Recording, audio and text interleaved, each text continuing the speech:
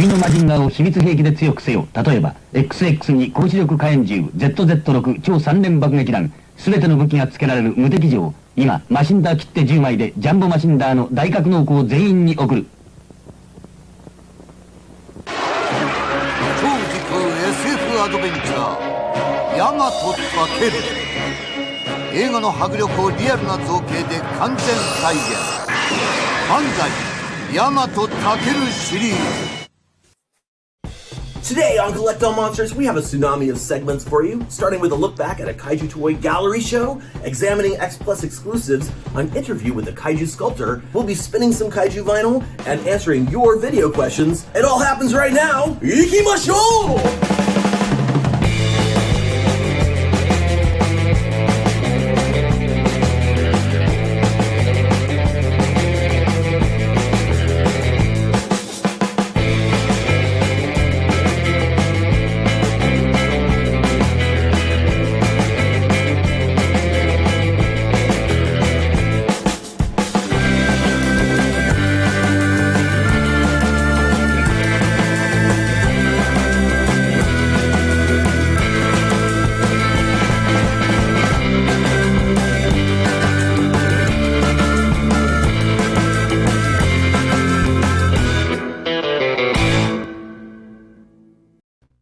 Why, hello, and welcome to another live episode of Collect All Monsters. The coolest show that all the kids on the internet are talking about, especially if they're not into giant monster toys. My name is Kyle, and with me here are all my awesome co-hosts. We'll go around the group. We'll each introduce ourselves again, just as we normally do. Tell everybody how you've been doing, and if you've picked up anything, or if you've got anything to share. And I'll go ahead and start things off with Mr. Leslie Chambers. What's up, buddy? What's going on? What's going on, people? Welcome back to another awesome episode of Collect All Monsters. Yes. I'm so happy finally be back with all my super awesome co-hosts. And as you can see, all five of us are here. Yes, we are. So I guess to go with what Kyle said, I'll at least talk about what I've gotten recently and what I've done recently. Personally, I haven't got anything for myself, but I want to give a huge shout out to my beautiful wife, Sandra, and she has gotten some Godzilla Christmas ornaments as of late. And she's already making plans, like this Christmas we're getting like a black Christmas tree or something like that, and she's going to decorate all these Godzilla ornaments that she has accumulated recently. So I'm going to show you this one first. This guy right here. Awesome. Yeah. Oh, yeah. Little 68. And I think this is 65. When is it? Looks like a 68 to I'm not me. really sure. Yeah, it's 68-ish. Didn't it come with The reason why I call it 65 because they go. I think, right? More on that in a few seconds. She also got this one from her favorite film of all time and my favorite for the Millennium series, GMK, the GMK Godzilla.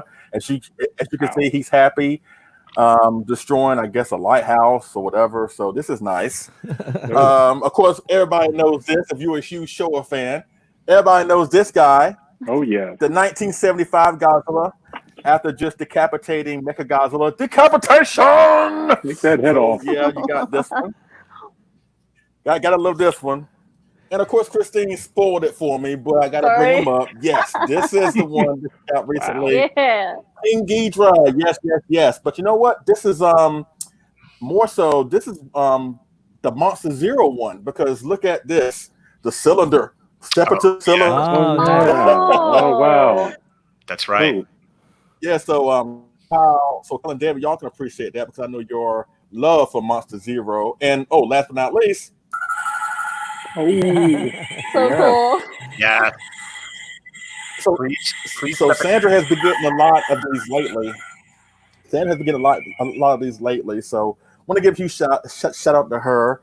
Also, we did a collector spotlight on her. It's on the Collect All Monsters YouTube channel. Had a great time with that. Want to thank Kyle for helping me set that up. We do appreciate it. And speaking of Kyle, our fearless leader, he and I did basically a giant Gamera show-off or face-off with his Max Factory Gamera 999 with my Prime 1 Gamera 999. Had a great time with that.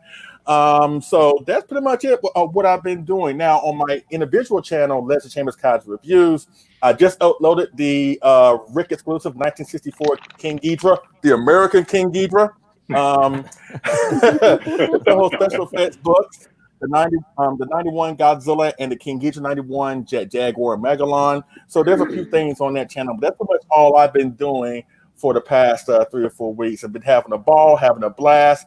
Not gonna let current times get me down. Without further ado, I'm gonna kick it over to my other great co-host, Balante's homegirl herself, Christine Chapin. What's going on, Christine? I'm pushing it back to you, Christine. I've been doing really good. I've kind of been slacking on my channel, so I want to apologize for that. But it's been really fun doing this with you guys and being able to connect with everybody watching. So lately I've gotten just a couple things. The first thing out that I was super excited about finally came in. My Sun Guts, GMK, King Ghidorah, and Mothra. Wow, nice. Now I have the complete set, so I got GMK here. I got the clear version. Little Baragon that goes with them. Oh, that's I great. finally got those in, so I'm super excited to have sorry I keep disappearing. A full set for that. And then I recently picked up this really cool Marmot 1955 Godzilla. It's got glitter in it, tons of glitter in it. And it's like made of this clear kind of vinyl, which is really neat. And I'm not really a fan of the 55 suit, but I think this thing looks sick, and he's got these really cool like ice blue eyes. So I got that, and then also, which a lot of you have been posting about, this little cutie, the X Plus 2000 Rick. He's so cute. I didn't get the Orga that to go with him because I just his jaw's falling out here. But oh boy, I broke it. Well, there he's good. But I think, on live TV too, man. Jeez. I just broke his jaw. But yeah, this is so cute. I do want to eventually. I've been really kind of busy with life lately, so that's why I haven't really been doing much on my channel. But I do have some things that in the works that I would like to be reviewing and going over soon. And then, I mean, if you don't catch me on there, then you'll see me with this awesome gang of Collect All Monsters dudes and dudettes. And what's been up with you, John? Wow, it's been good to be in the house, and I've had a few box days that have been good. One thing in particular I think is pretty cool, and it's not that expensive. It's called the Carapose Collection, and it's a set of posters, mini posters, quite an array of posters, and I'll show you some. They have a nice size. I think this was maybe altogether with shipping might have been $30, which was a good buy. Yeah, I'll show you a couple posters. Here's one of Desu Goji. Oh, neat. And I like then, that. so there's 8 boxes, 16 mini posters, and inside 8 little boxes. And let's get this right here. Here's Rodan. So you can put them up on your wall with nice. Ease, and they're not so big that they take up a lot of space. So they're cool little collectibles. Other than that, I've been having memories of Japan. So on my website, on mykaiju.com, I've been doing Godzilla, my favorite Godzilla places from my last few trips. Last year when I went in Shinjuku, I took a lot of pictures of Godzilla 1984 places. So if you go on my site, you can kind of take a walk through Shinjuku in that area where 84 did his thing. And I have to say, finally getting X+ 80 Sakai 84 in hand. Nice. Finally. So yours didn't come, David? Nope, nothing on the horizon. Aww. I was surprised. It just showed up out of the blue, and I was like, I couldn't believe it. Well, now I'll pass it to you, David. How's your days been going? Pretty good. Trying to keep busy and positive and, not watch the news as much because it's just nothing but bad news after bad news. So I've, like you, been doing some stuff online. I've been posting on my regular Facebook page some fun movie recommendations that for us being at home, like some old Universal movies, some giant insect, big bug movies, that kind of thing. So check that out on my personal Facebook page. As far as box days, I did get this guy from Planet X Asia, the original Sage. And I think this is the second color spray version. And this actually figure was in limbo for quite some time. And then finally, just like you, he showed up unexpectedly. And I was very happy to get this figure. He also comes with a little clear Hayata holding up the beta capsule. Wow. Right now. Oh my God. It's back there somewhere. So yeah, I got this guy, and this came. It's not really kaiju related, but it's pretty neat. It's the Black Series Droid from the Empire Strikes Back. Just wanted to give a quick shout out to this. It's a really fantastically detailed figure for under $40 shipped from Big Bad Toy Store. And I think there's still some available. So those are the 2 box days that I've had. And aside from that, I'm just working on a G-Fest sort of memory book from all of the G-Fest that I've attended from 2014 up until last year. So I've been spending a little bit of time sort of curating those photos to figure out some way to present it to people. But yeah, that's pretty much me. And Kyle, I think, how about you? What have you been doing aside from just hanging out with this craziness going on? Well, I'll tell you guys, the first thing I'm just going to kick off right here at the top of the show. People have heard some rumblings about it over the past month or so. I am working with some individuals to produce a replacement event for G-Fest called Kaiju Conline. And I mean a replacement event this year only. It's really just about trying to get some activities for Kaiju fans to do, since we can't get together and experience G-Fest like we do every year. So I unfortunately don't have a ton of information to share right now.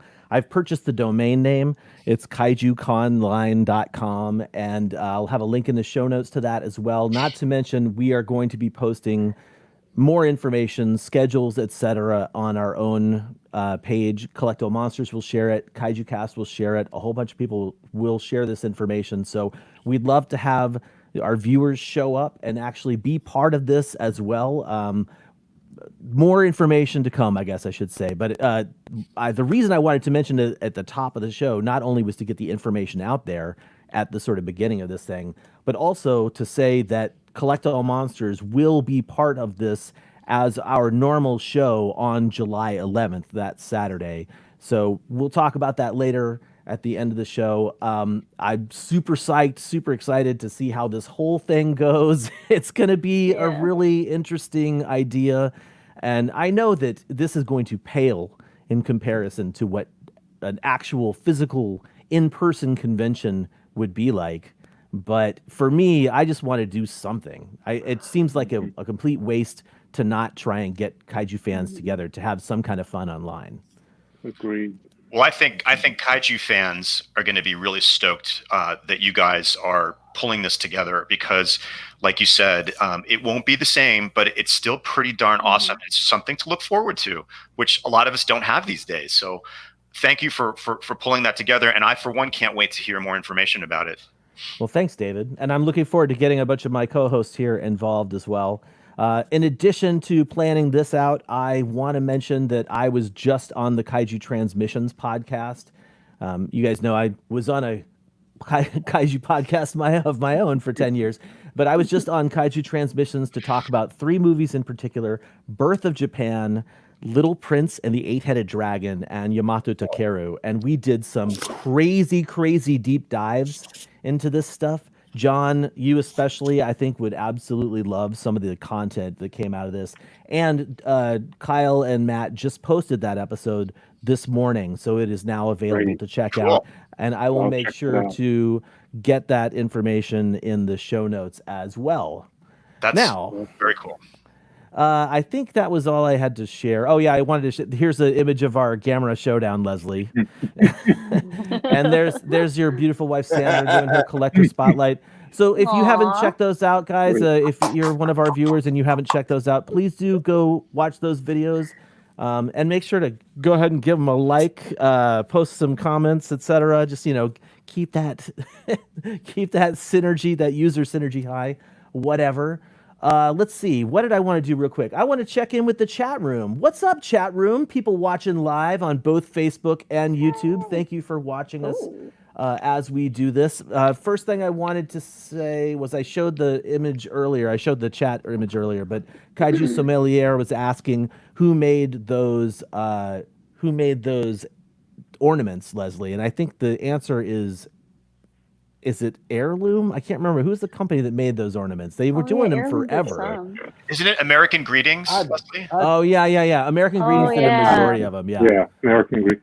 I think it's American Greetings. Yeah. American Greetings made them, and Sandra has been on like a real big kick on collecting these, and I'm like, hey, do your thing. And when she told me about it, I was interested, but I wasn't really paying too much attention to it. But then when they started coming in, I'm like, man, these are kind of good, especially ones cool. that we. They're cool, especially the ones that we know from certain films like this one. Everybody knows about this one. The Mechagodzilla decapitation. But my favorite one that she's gotten recently is, of course, the King Ghidorah. And then when I saw the cylinder at the end, I was like, "Oh, that is so Monster Zero." That's cool. Just for the heck of it. Oh, I love you, King Ghidorah. Oh, I love that one. Leslie, you want to hear something funny about those ornaments? So for the rest of the group, basically, Sandra and I were chatting about them because I have a whole bunch of ornaments. And so I was like, oh, do you have this one? Do you have this figure? Like, which one of the sets do you have? And so it's totally my fault for showing her that GMK with the lighthouse.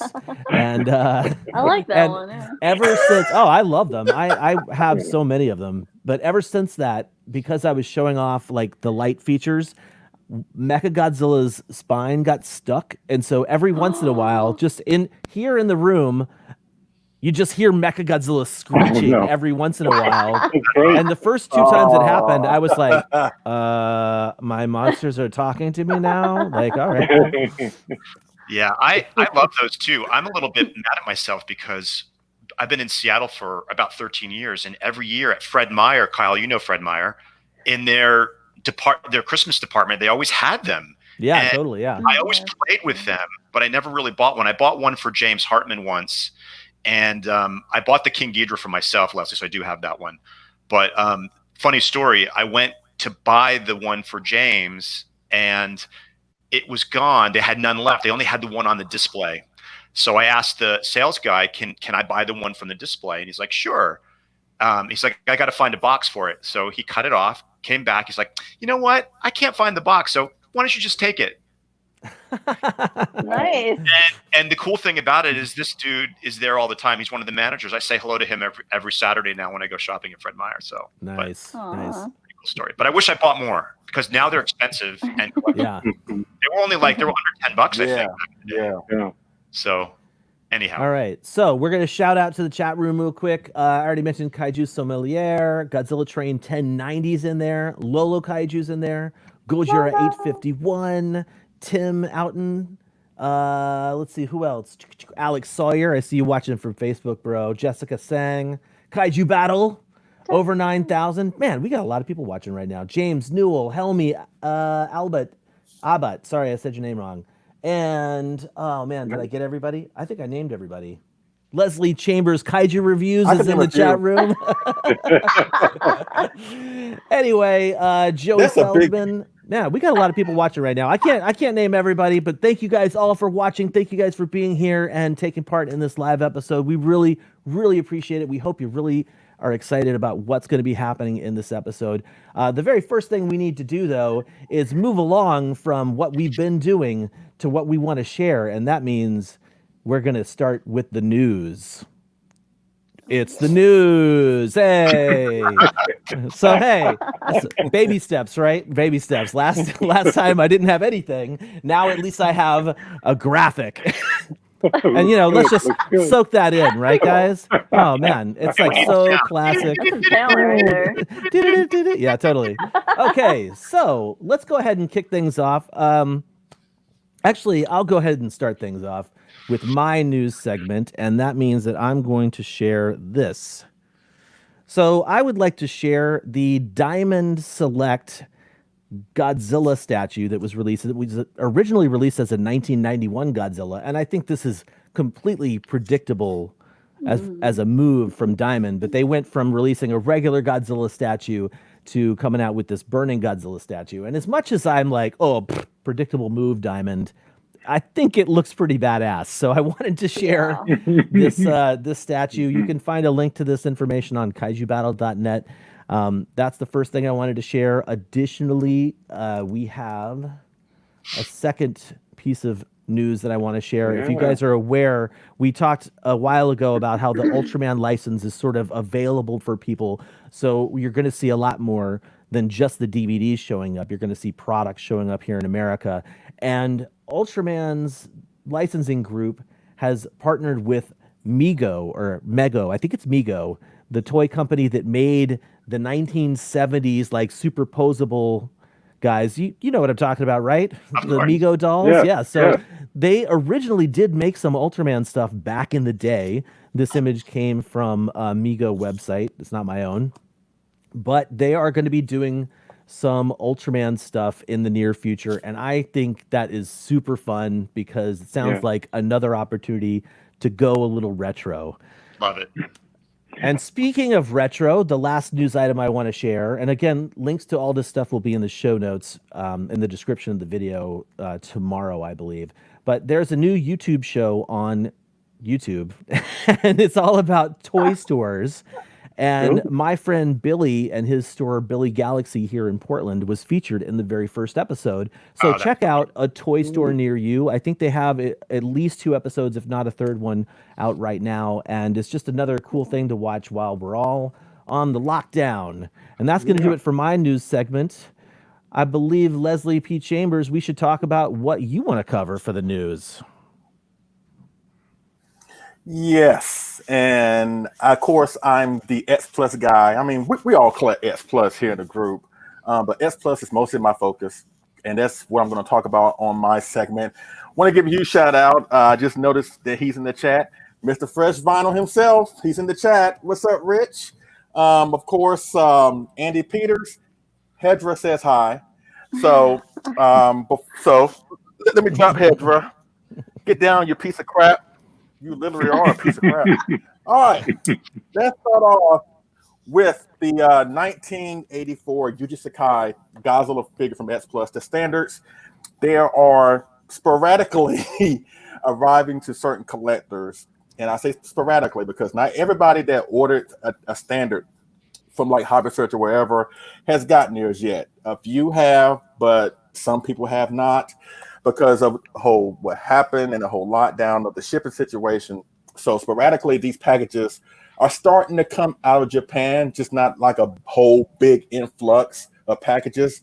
Because I think a couple weeks ago, Japan started to lift some of its restrictions. And some collectors automatically assume since that was going to happen, then that means everybody's going to start getting their stuff all at once. That's really not how that works. It's just a slow process. I mean, of course, when this thing went down, they estimated that it'll be 3 to 4 months before we see our stuff. So the fact that some folks are getting theirs now is really a good sign of things to come, but it's still unfortunate for those who are still waiting, like my great friend David. He's still waiting for his, because I'm so waiting to get his pictures of his. But my other great friend, co-host on this show, John Ruffin, got his recently. So that gives me hope that David and a lot of other people that are waiting for the Sakai 84s will be getting theirs at some point. So just please be a little bit more patient. I know it sucks. Trust me, I'm with you. I'm so with you. I mean, I don't want a certain metallic, gigantic had the same type of shipping delay, but more on that in a few. Yeah. Actually, hey, Leslie, do you mind if I... do you mind if I just take a second and explain? Sure. Because I don't think we ever actually mentioned the reason that we're having these shipping delays. I know that we talked about it in a Kaiju Cast live stream, but here on Collect All Monsters, if the viewers are unaware, I would hope you kind of know by now. But basically, EMS, the shipping solutions that the Japan Post would use to send stuff to American collectors and beyond, they use passenger planes to the cargo space in passenger planes to ship stuff. And if there are no passenger planes going back and forth between Japan and America, the amount of packages that can get sent is down to like a wafer thin margin there. So basically, until the airlines really get back to business as usual, that's when things will finally start to really resume and get back to normal. But at this point, who knows if that's even going to happen? Yeah. Yeah, basically, these packages are just waiting for a flight. That's really all it is. And I can only imagine how many packages are just sitting there or just that got jammed in one warehouse all at once. And it's a slow process.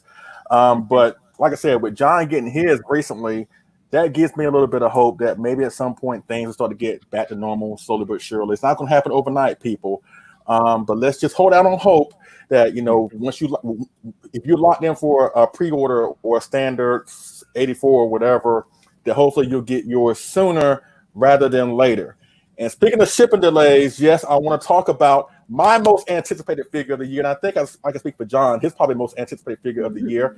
The X Plus Gigantic Series 1974 Showa Mechagodzilla. Apparently, this was supposed to have been dropped last month, late May, but it got pushed back to this month, late June, I believe.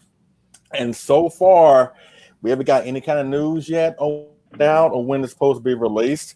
I did check this website yesterday, and as of June 9th, supposedly they still are not sending international packages to the United States from Japan at this point.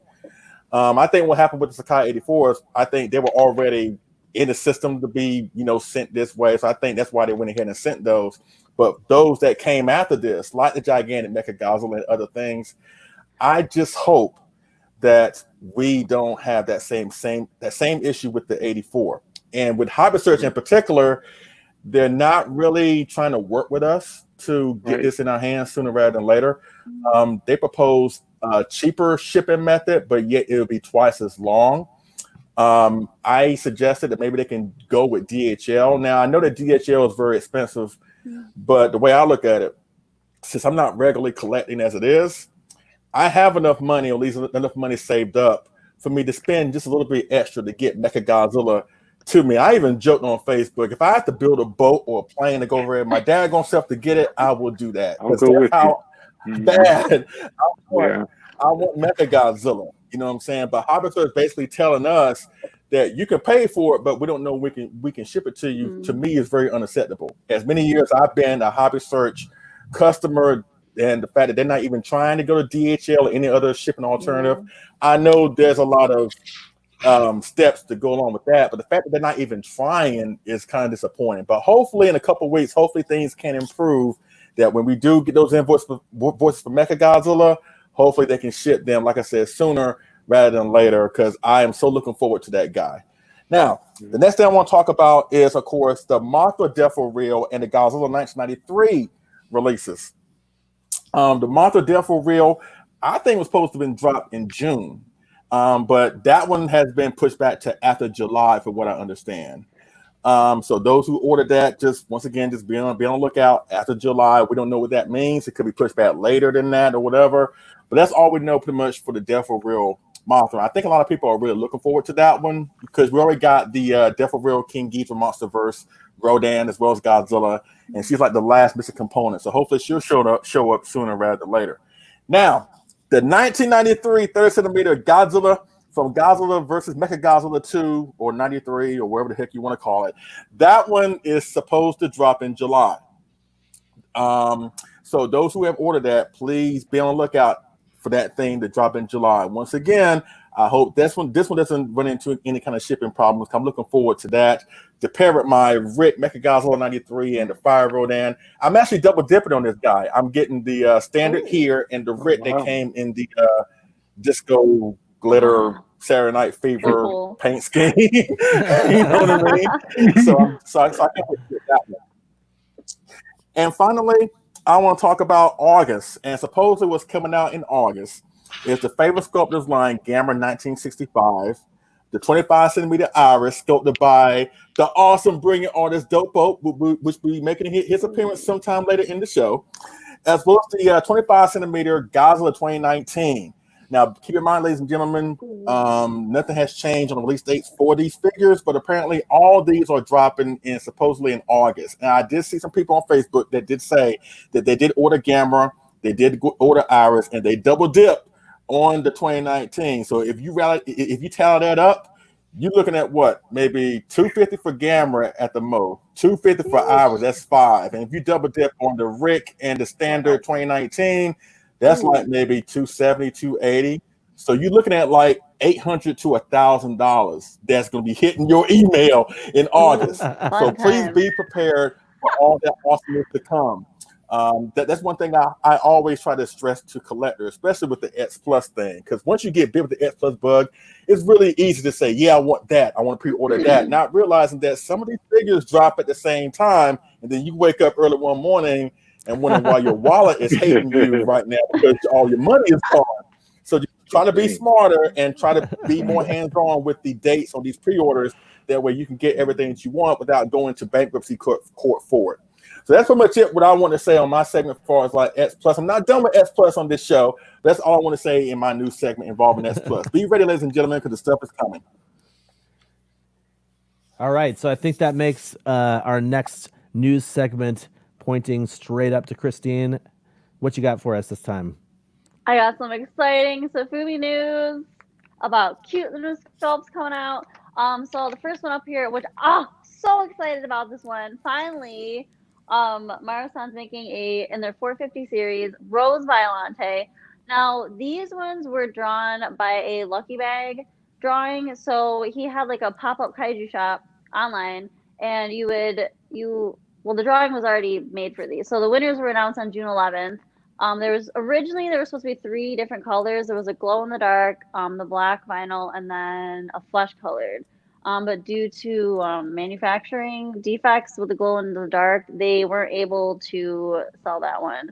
So to get one of these, to purchase one of these, I think it was around 120,000 yen to enter the lottery. And then the winners were posted, or does that say June 13th? I guess it was June 13th. Yeah, June 13th, yeah. All right, I thought it was 11th. So the 11th was the last day to enter. And so the winners were announced on his Instagram page, if you follow Maru-san Haminaga. Really exciting. So I'm hoping that this lottery went well and he will continue to produce some more variants of this figure. I was not one of the winners for these. But bummer. Excited that hopefully we'll get some painted versions out soon, because I definitely would love to have one of these, and they're humongous. Yeah, the 450 series, those are big. If you're not aware, I don't have one next to me, but basically the 350 series is sort of a standard Marmot M1 size, and then the 450s, they grow about that, not double the size, but they're pretty big. Yeah. Yeah, so this was really exciting news, because I've been dying for them to do a Rose Violante. So hopefully we'll see some more variants popping up soon, and maybe some of these will show up on Yahoo Japan auctions or something. You can snag one. I want to see him painted up. Yeah, me too. Right. I would love like a glitter, like regular paint with red and green glitter and just shiny everywhere. It's crazy, Christine. When I saw the 450, I thought that was how much it was going to be. So I'm like, I'm out. Huh? When I saw the 450, I didn't realize it was the 450 series. I thought it was 450. That's how much it's going to be. So I'm like, I'm out. I'm totally out. But see, 450. Oh, no, too much.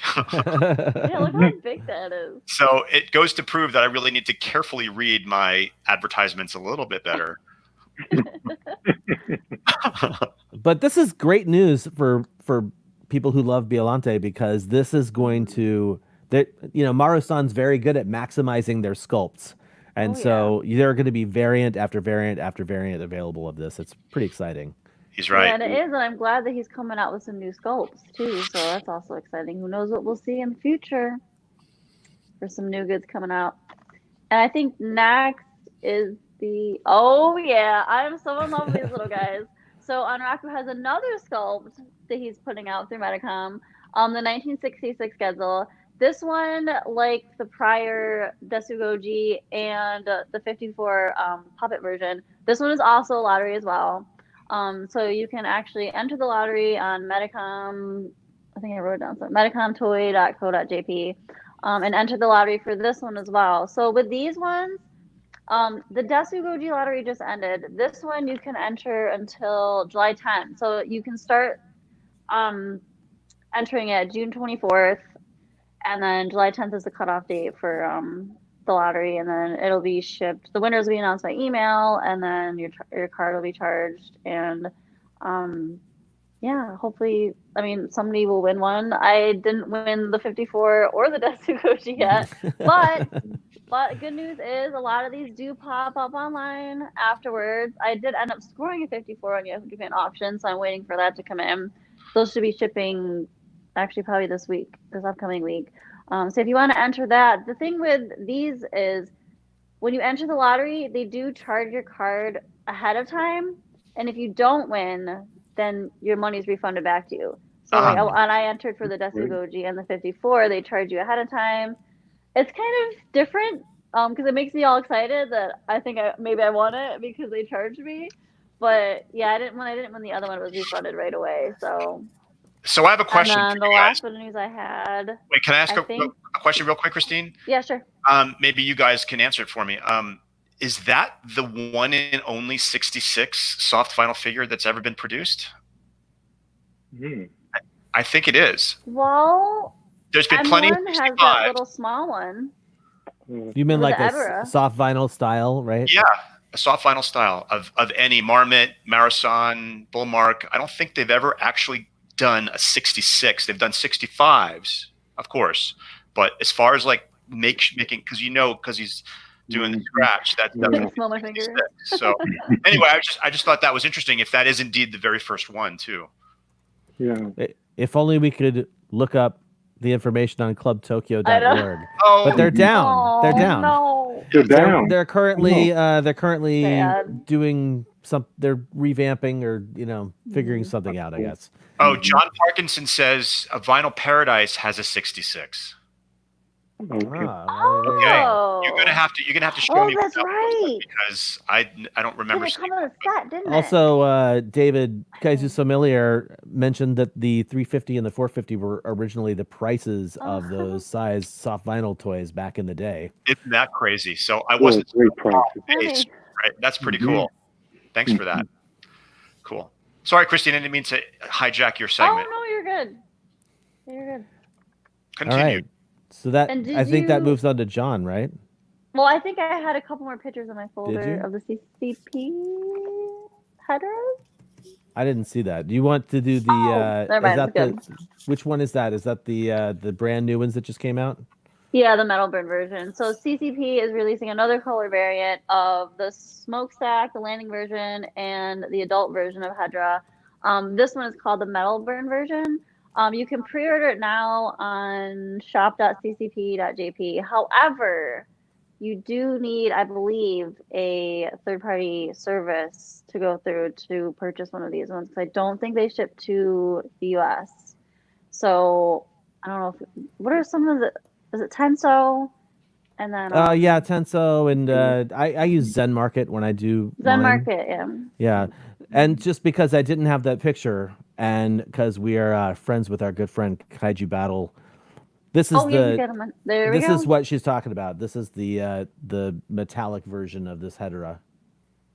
So they've had a couple new. I don't know if you guys have seen them before, but they had a version 2, which is like red with black splatter. They had a glow in the dark one.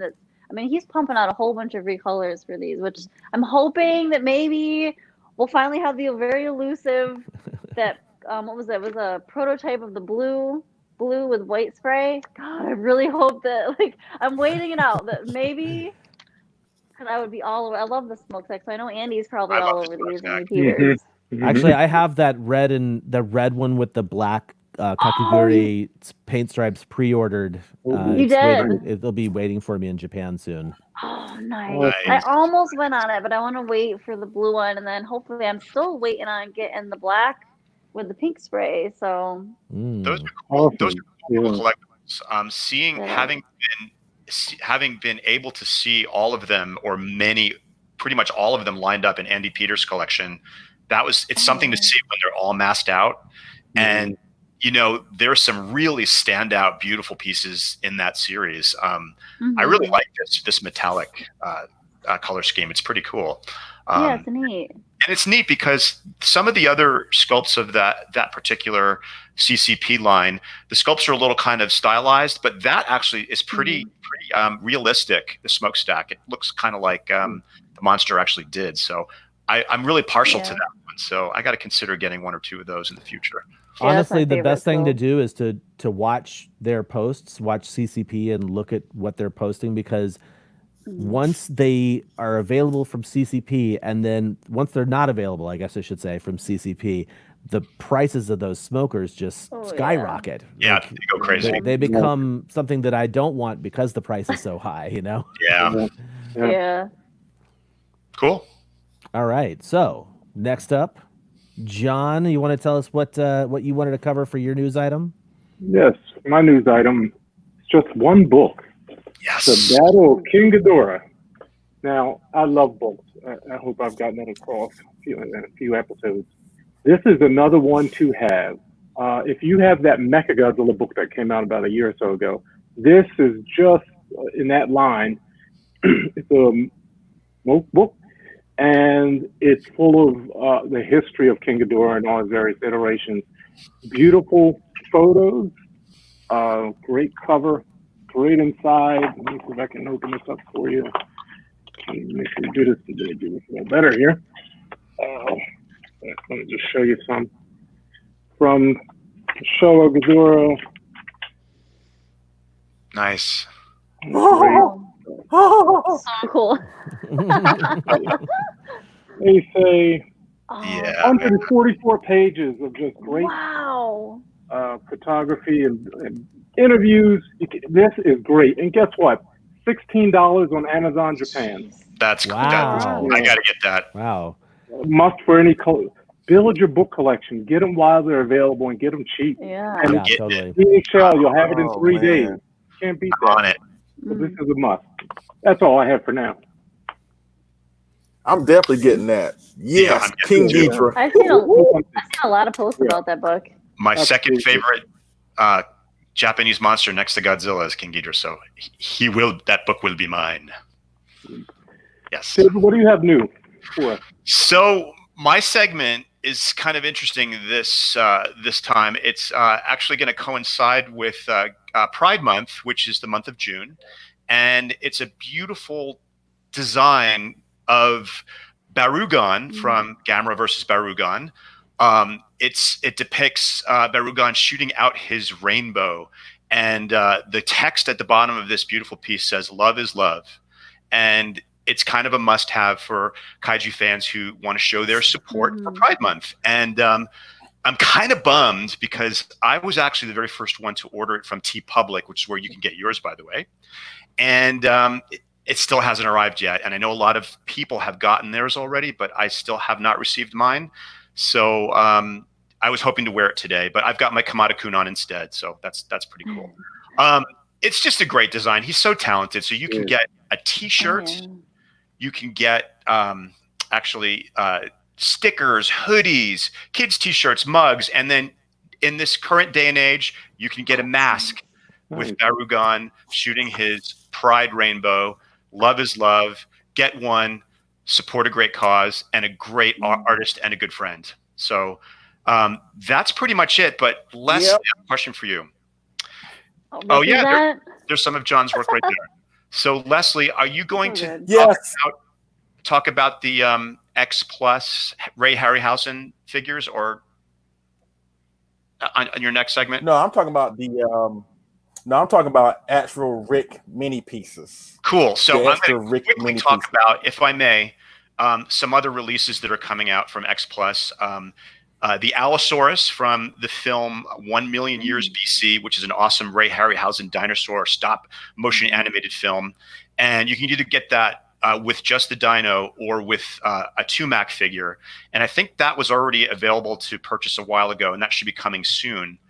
But recently, X Plus just announced that they're taking pre-orders for the Triceratops, again from 1 million years BC, and this is a big one. It's 40 centimeters, tail to nose, and there's a picture right there. Imagine that. So cool.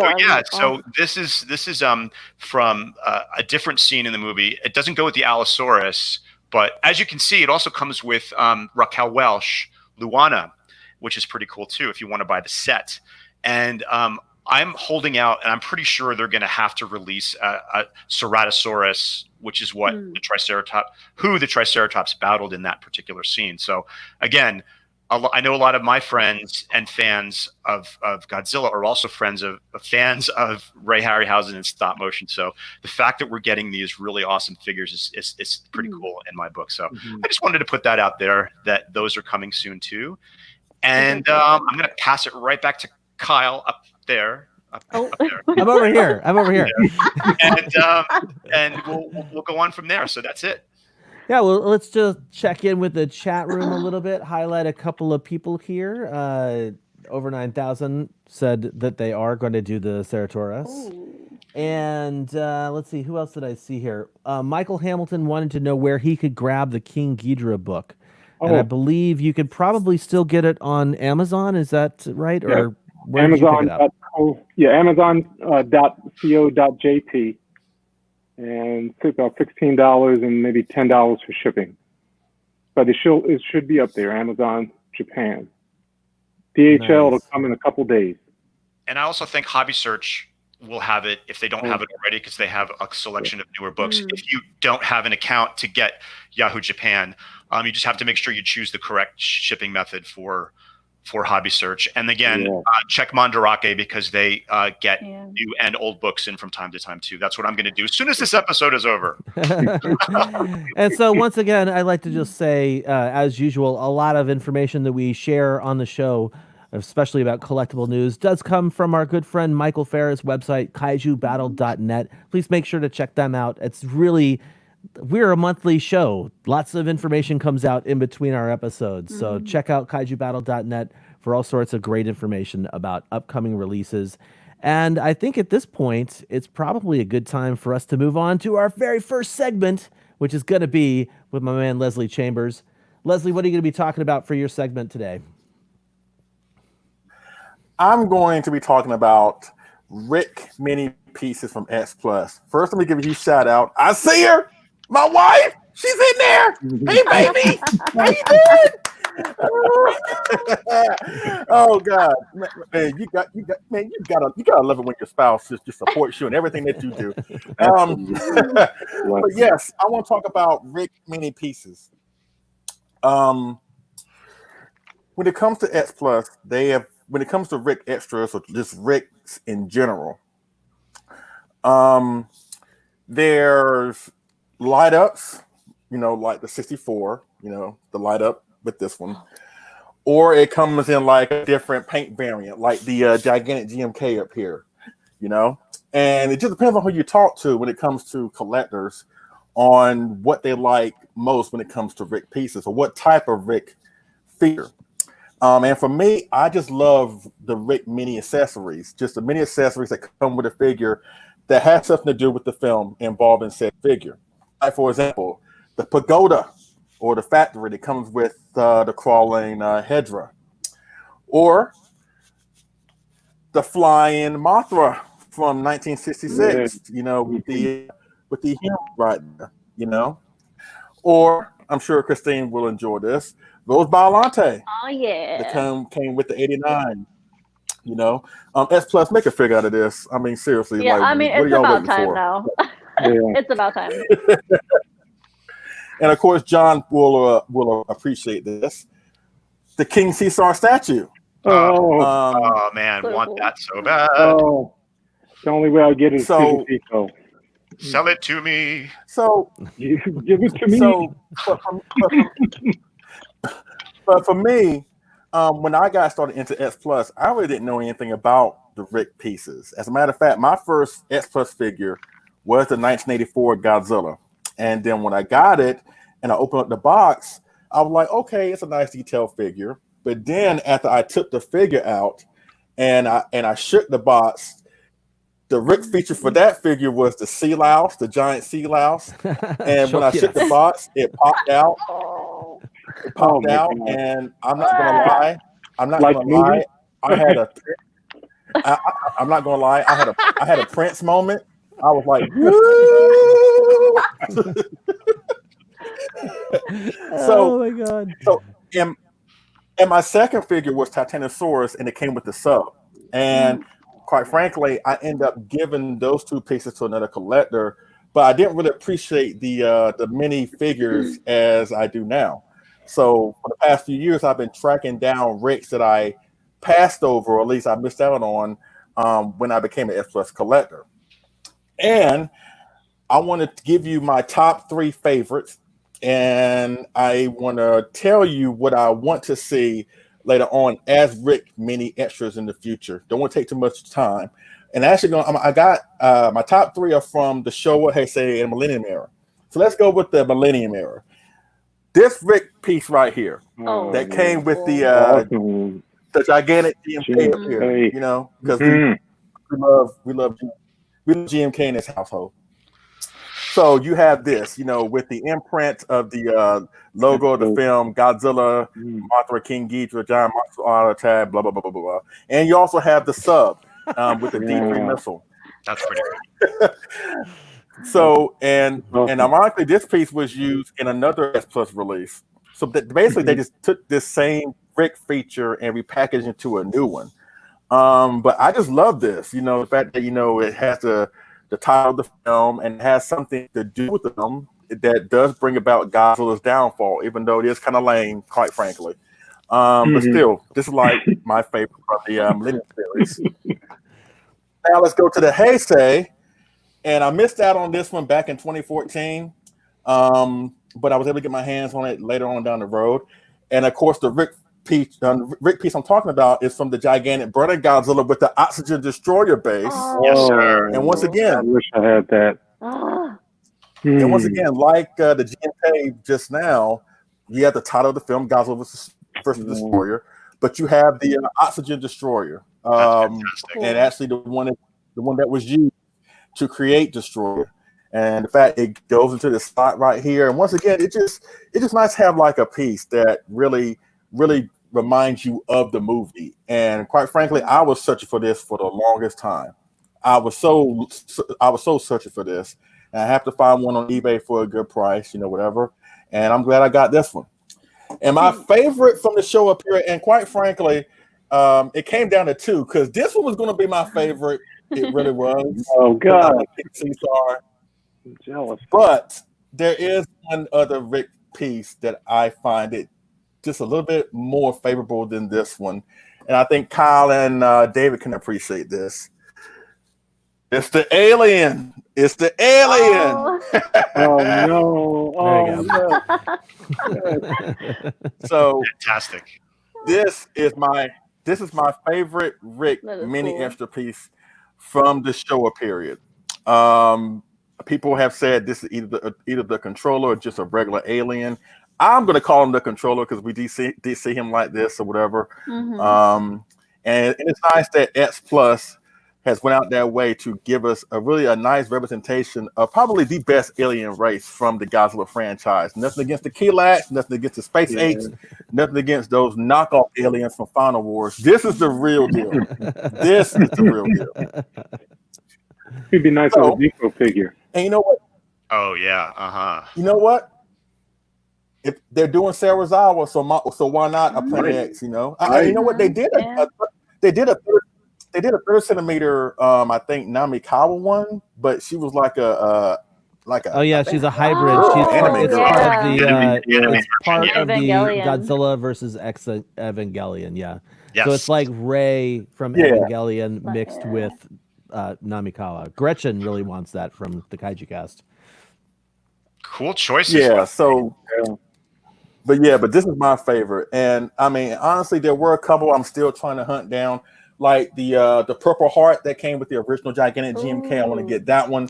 I want to get the Crab Destroyer that came with Destroyer. Man, I want to get that one so yeah, bad. that's cool. But what I want to see, like I said, is coming from the three eras, Showa, Heisei, Millennium. If they do a Final Wars Anguirus, they got to give us the ball. Say what you will about Final Wars or whatever. They got to give us my the ball.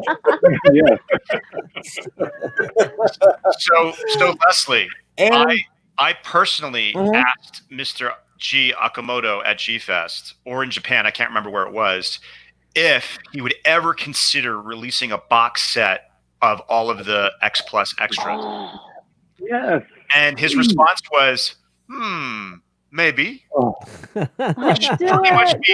No. But I'm still holding out some hope that maybe someday that we will be able to see that, That because would be- that way we can all get our, the ones that we've missed, like the King Caesar statue and Oxygen Yeah. Destroyer. And I think that would be so cool. And I know it would sell out instantly if they had a box set of those. yeah. And then we could kind of trade and mix and match the ones that we don't have. So Right. anyway, I put it out there. So we'll see what happens. I did my part. I put it out there. And also keep in mind, keep in mind for those who are wanting the King Caesar statue, don't forget the Death for Real King Caesar that's coming this year. It's coming with a Death for Real version of the statue. So it may not be like this one in particular, but at least they're doing something. That's true. Yeah, All right. But what I want to see, and then after that I'll be done. What I want to see coming from the Millennium Era, like I said, the spiky ball with Anchorus from Final Wars. I want to see that.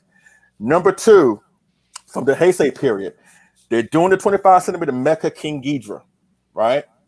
You got to know at some point, because I don't think the Sakai 91 will match up size-wise with him. So I can see X Plus doing a 25 centimeter 1991 Godzilla. The Rick option, give us a mini Godzillasaurus so we can see how he was before and after he radiated. Oh. And That'd we be need awesome. another, and we need a kid. We need that. Yes. I agree. Yeah. I'm And a big fan finally- of Godzillasaurus. Big fan. And finally, I want to talk about my last Rick I want to see coming from the show period. And it's kind of a crying shame that we don't see, or at least we haven't got anything as far as like what I'm about to talk about. Because when it comes to spaceships, we got the Moonlight SY3, right? Another great option. We even got the Bumblebee ship from Viras. You see what I'm saying? But if they were to do, let's say a 25, not 20, well, I guess you can, a 25 centimeter 1965 Rodan, or a 30 centimeter 65 Rodan and or Godzilla, you gotta give us the spaceship. You have got to get us the Planet X spaceship. There's a meme going on. There's a meme out there right now where it's like a hallway and you see like these circle of lights, these white circle of lights, and the meme says only Godzilla fans will see the image, and it looks like the Planet X saucers. So X Plus, if you're listening, if you go back to Monster Zero for a Godzilla or Rodan, because I don't think that you're going to do a 30 centimeter King Ghidorah, please give us a Planet X saucer. See what I'm saying? But like I said, I'm so loving these Rick pieces. You know what I'm saying? There's still a few I still had to get my hands on or whatever, but it's just nice that X Plus is a company that not only give us great collectibles, but they give us great artifacts that coincide with these awesome movies that we love so much. Because as I've always said, without the movies, we wouldn't have these awesome collectibles. So, With that being said, that's pretty much it. What I want to say. So I guess we'll move on to Christine, right? Yeah. So my segment, I kind of wanted to rewind to last year where I was able to attend a really cool convention. Well, it wasn't really a convention, but like a an event down in Beacon, New York, which is maybe like an hour or so north of New York City. What was really special about this, it was called Destroy All Monsters, and it was Kazumitsu Akamatsu's first U.S. appearance. He is the owner of Marmot Company and 2 other companies that he owns called Carsworks and Skull Headbutt. So this was his first U.S. solo exhibition. The gallery was really beautiful. He had a lot of things on display. All of these were actually up for sale. A lot of them were one-offs or small edition paint runs. There was a few Godzilla figures, but a majority of them are from the Carsworks and Skull Headbutt figures. So the Skull Headbutt figures were more along the lines of like B-movie monsters from like God, I haven't seen a lot of them, but it was like Gremlins and some really old spin-off like Kong movies. And it was really great to see him there. He had such a good time. There was a couple special Godzilla figures that he had there that he only sells at his solo exhibition. So this was his first U.S. solo exhibition. He had a couple more. I think he did one in LA and in Las Vegas, and he was hoping to come back this year, but with all of the COVID stuff going on, that's probably not going to happen. So hopefully next year we'll get to see him. So at his solo exhibition, the Godzilla figures that he had, which is mainly what I went to see, he had a couple that you could purchase. You can only get one each, or one Godzilla per person. This was, I wish I could have gotten this. These Desu were gorgeous. Clear blue and then clear green vinyl. These beautiful paint sprays. And then he also had a Godzilla 2000, which was this neon pink color, which I actually ended up buying one of those. So in order to purchase something from his show, it was actually drawn by lottery. So you get a lottery ticket, and then they put it in a bucket. This is the one I got, so I ended up getting this one. And then the blue one I got from my friend James. Yay! So I think there was 2 pink of the pink Miragojis, which is one of the ones I got, and then 10 each of the blue and green Desugojis. So there wasn't a lot, and he only sells those one at his show. There's Abby, his manager Abby, super fun guy.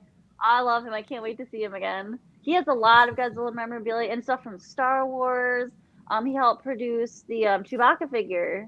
Oh, cool. Mm-hmm. Oh, yeah, wow. so too. So he was in attendance as well.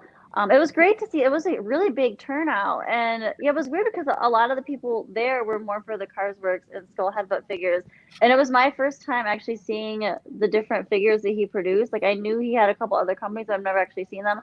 A lot of them huge, like huge figures, very detailed, and yeah, a lot of them he painted specifically for the show. So a lot that were on display there were just one-offs or small edition paint runs. He had some mini marmots too for sale.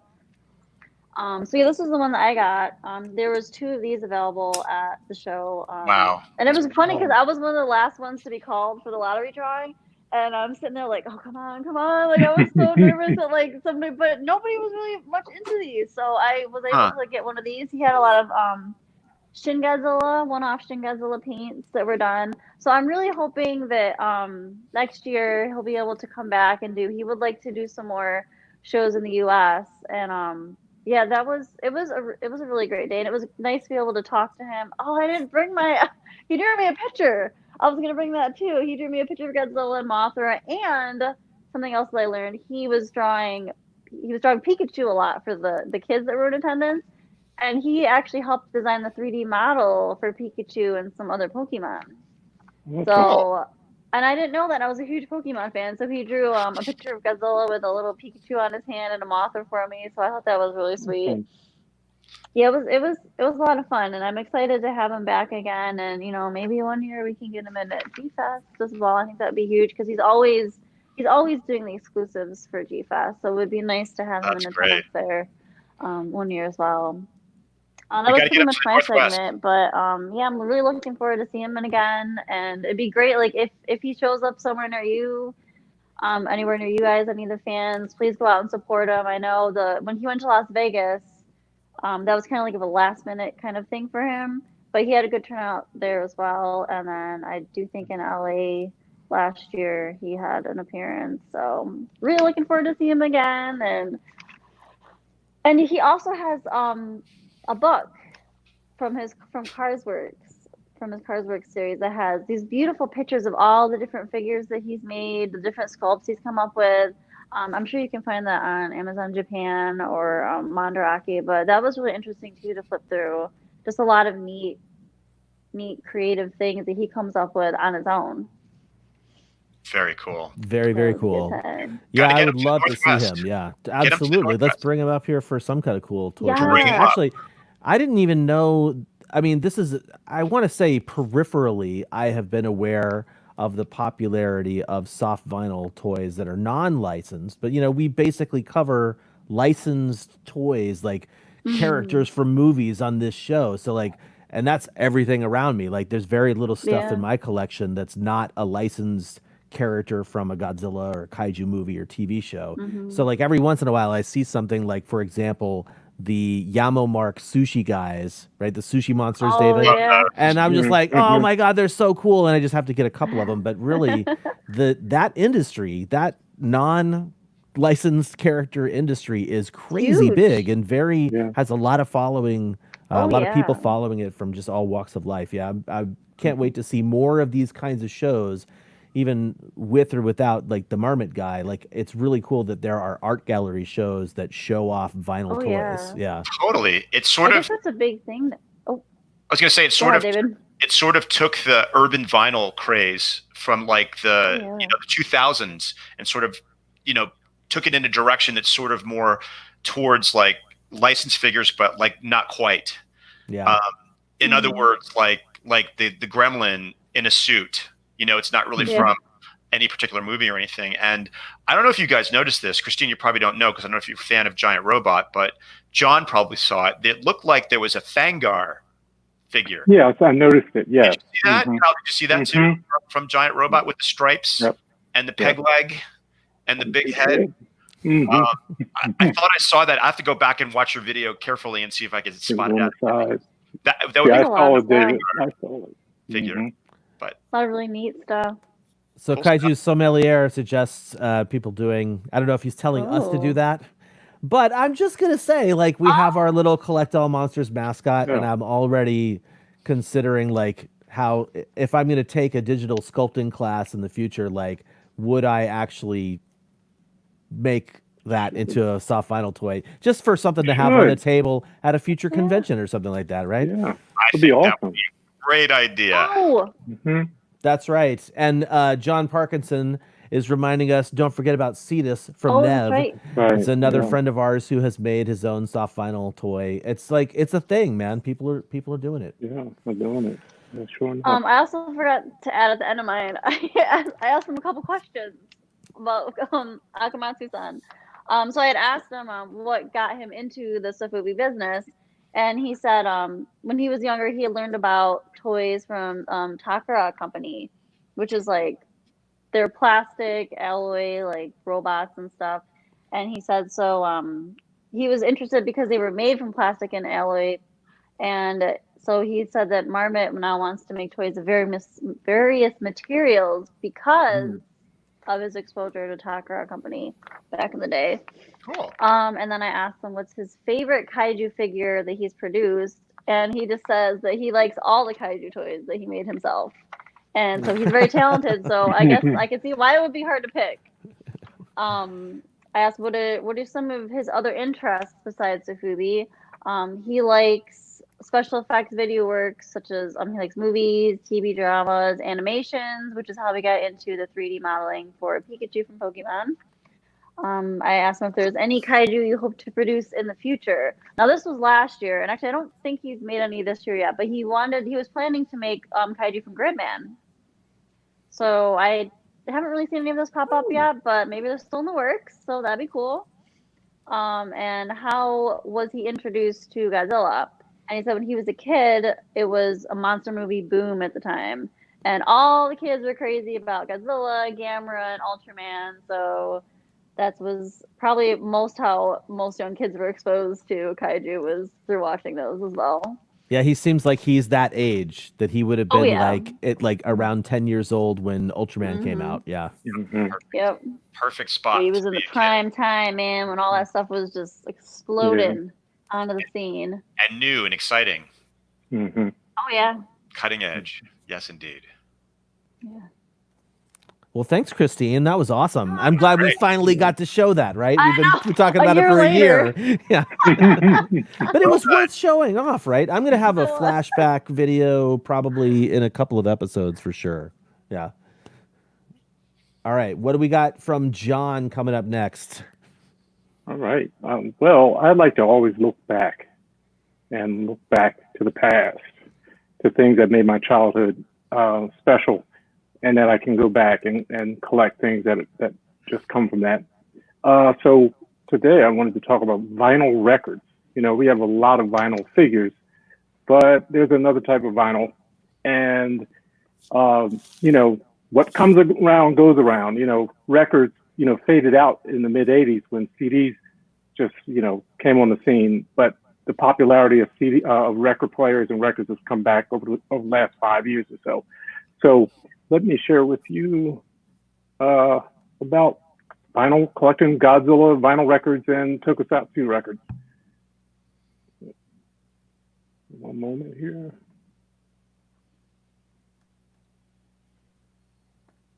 How long to share my screen? There you go, man. All right, there we go. So we're going to talk about the other vinyl, collecting Godzilla and Tokusatsu albums.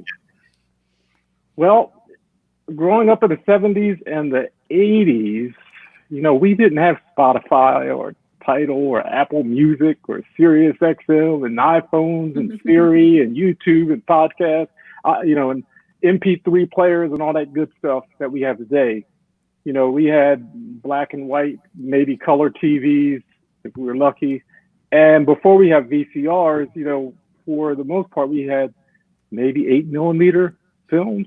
So we had no way of really having Godzilla except on Saturday afternoon, and there was nothing to record them. So for a while, I was just using cassette tapes to capture Godzilla on television and replay it during the week so I could, you know, relive Godzilla from Saturday afternoon. Me too. But, yeah, but there came along vinyl records, and that they had already been popular for a while. I grew up in a family with we had a huge record player, and you know, we listened to, my dad had a big jazz album collection, which we still have, of his gospel records, Broadway records, and things like that, and even like records of different cartoon shows or TV shows like G.I. Joe. So we happen to have those things, get those at Christmas time. But when it around the 70s, things started to change. You know, records. Well, when Star Wars came out, that was a big thing, collecting Star Wars records. But it wasn't until the 80s, around '84, when my favorite toy shop, Rocket Ships and Accessories, opened up for the 30th anniversary of Godzilla. And that's when I realized, oh, there's Godzilla records. And I got my very first record, and actually not only a Godzilla record, but an Ultraman record back in '84. And it was the first time, I mean, I could go back and hear the Godzilla music over and over again, the soundtracks from the Showa years. And then from Ultraman, there's portions on this album of like key episodes, all the way up to the final episode, where it just gave you the audio from the episode itself, kind of condensed down. And really cool. I mean, I was like reliving this I had an old turntable that was a kid's turntable, just old red and white on a cheap plastic. And I would just listen to it and like, oh my gosh, it was like watching it, because by the time '84 came around, for me, Ultraman was off television, and Godzilla movies weren't as regular as they had been on television. So having those albums were like everything. And I would, again, try to record them to my cassette player. But as the years went by, you know, Godzilla albums, I wasn't able to get anything from Japan. But it was great. Maybe around 2014, I started seeing the older vintage albums and realized, hey, I could collect some of these. Now, let me back up a little bit in my presentation just to talk about the available records for Godzilla and Tokusatsu. The records, I'll give you some background about vinyl records, but because just to keep the time short, records basically come in three types: 78, and the RPM is revolutions per minute, 33 and a third, and 45. And so Godzilla records are primarily, most records now, even from the 70s and 80s, weren't 78, primarily 33 and a third and 45s. 45s are known as singles, and the 33 and a third were known as long play, LPs. And so Godzilla records were available in those two disc size. Record players, for the younger collectors who are not familiar with records and record players, you know, you can still get record players on Amazon. If you decide to start collecting Godzilla albums, these old vintage albums, you can still get a record player, a nice one, and you can actually get them so they connect to your computer, and you can record the audio so you can put it on your device, your phone, and so you can carry it with you. And if you don't, obviously can't carry your record player around. With that said, let's talk. Let me just share with you some of the albums I've collected from the past and over the last few years. This was my favorite album, my first Godzilla album, and this is a long LP, and it has 16 tracks, 16 themes from the Showa films. Really great. It was 2,000 yen. 2,000 yen. You know, original price. When I got it, it was only $10. Trying to get this now might, you know, maybe cost you twice as much. Might cost you $30, $40 to find a used version, a used copy of this. The other album I had back in '84 was Ultraman, Ultra Monster Encyclopedia Series 3. So there were others as well. Again, a long play. It was 1,800 yen, but I got it. I remember it was only $10 at the time. So great to have. Great. They were like, oh, can I ever get more? But I was happy to have these two. And then around 2015, I started like, okay, there are more out here that I can acquire, and I found them on Mandarake, which is a great source for these old vintage albums. And this one is a part of a series. But what's cool about this one, it's a condensed version of Godzilla versus Mechagodzilla on one side, and on the other side, Mothra versus Godzilla. So if you just quick synopsis, Yes. lifted straight from the films themselves, really dope. Yeah, I love it. I love this stuff. I keep playlists on my iPad of entire Godzilla movies, just the audio in Japanese, so I can just listen to them at night while I sleep, and really silly stuff I used to do when I was young, I still do now. Then I started, let me tell you about, I love these smaller albums, these 45, some are 33 and a third, but they're made by Asahi Sonorama. And I'll tell you about Asahi in a moment, but they made these flexible discs. Yes, you have one there. I love them. They come in a variety of colors, but they're soft, they're bendable, and they're very inexpensive, and they last, you know, they can last forever. This was the first of that, from this company I started to purchase. And I highly recommend them because they also, many of them come with these wonderful booklets. And some of the best illustrations that Godzilla, you know, really was identified with in the 60s and 70s. Can't go wrong with these guys. Let me tell you a little bit about Asahi Sonorama, because they produce a lot of the current Godzilla books in Japan and from the past, many magazines that you maybe have seen coming out of Japan. Asahi Sonorama was a book magazine manga publisher of Asahi Shimbun, the newspaper. And they developed something called the Sona Sheet, which is like a thin, very lightweight disc. And they come in all kinds of colors, red, orange, green, blue. And they developed this in 1958. It was a French company, SAIP. They're inferior to vinyl, to the hard records, you know, that can easily break and get scratched, but they're very inexpensive. And so it made it readily available for families and for children. Sonorama is a term that was coined, but it was a combination of Latin sonus for sound and the Greek horama for sight, you know, sonorama.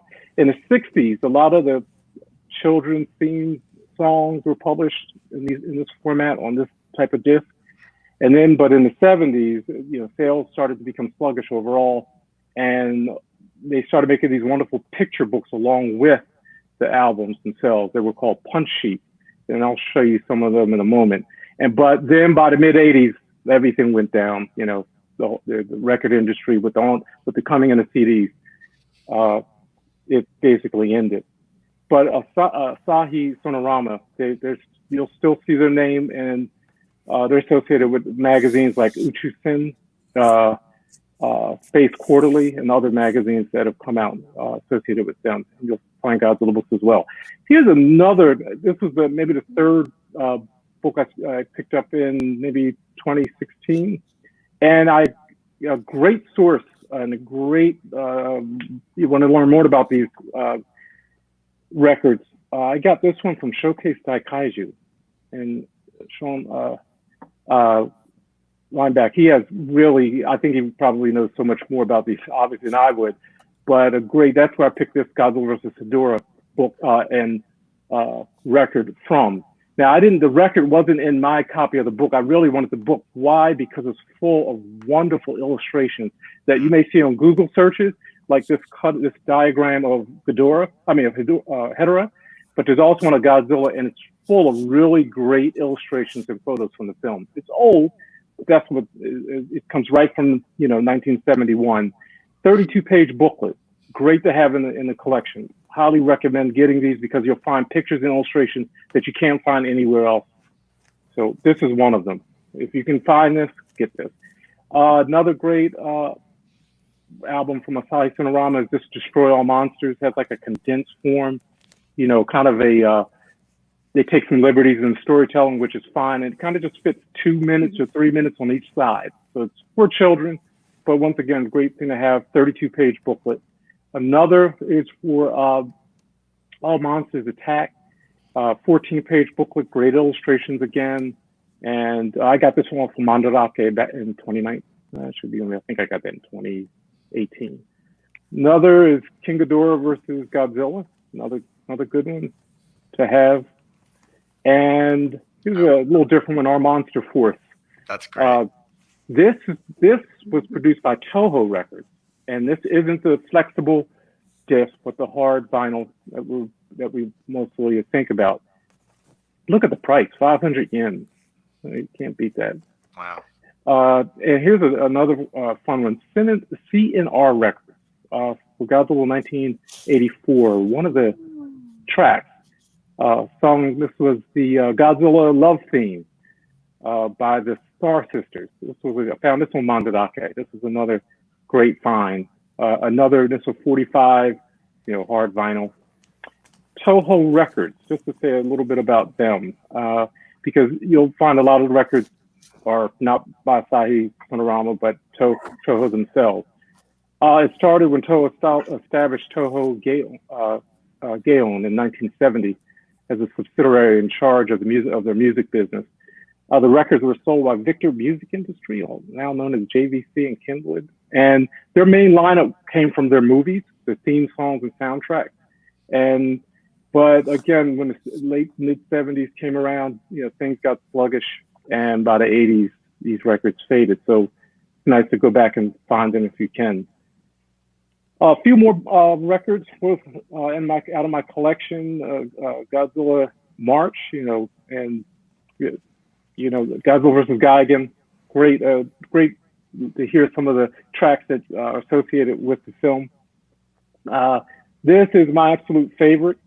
Godzilla versus Mechagodzilla. Here, Defeat Mechagodzilla. On one side, it has Miyarabi's prayer, and on the other side, it has that really up-tempo version of this Defeat Mechagodzilla. I love that statue, Leslie. Oh, it makes me jealous. I got this last year. This is really I wanted the artwork just as much as I wanted the album.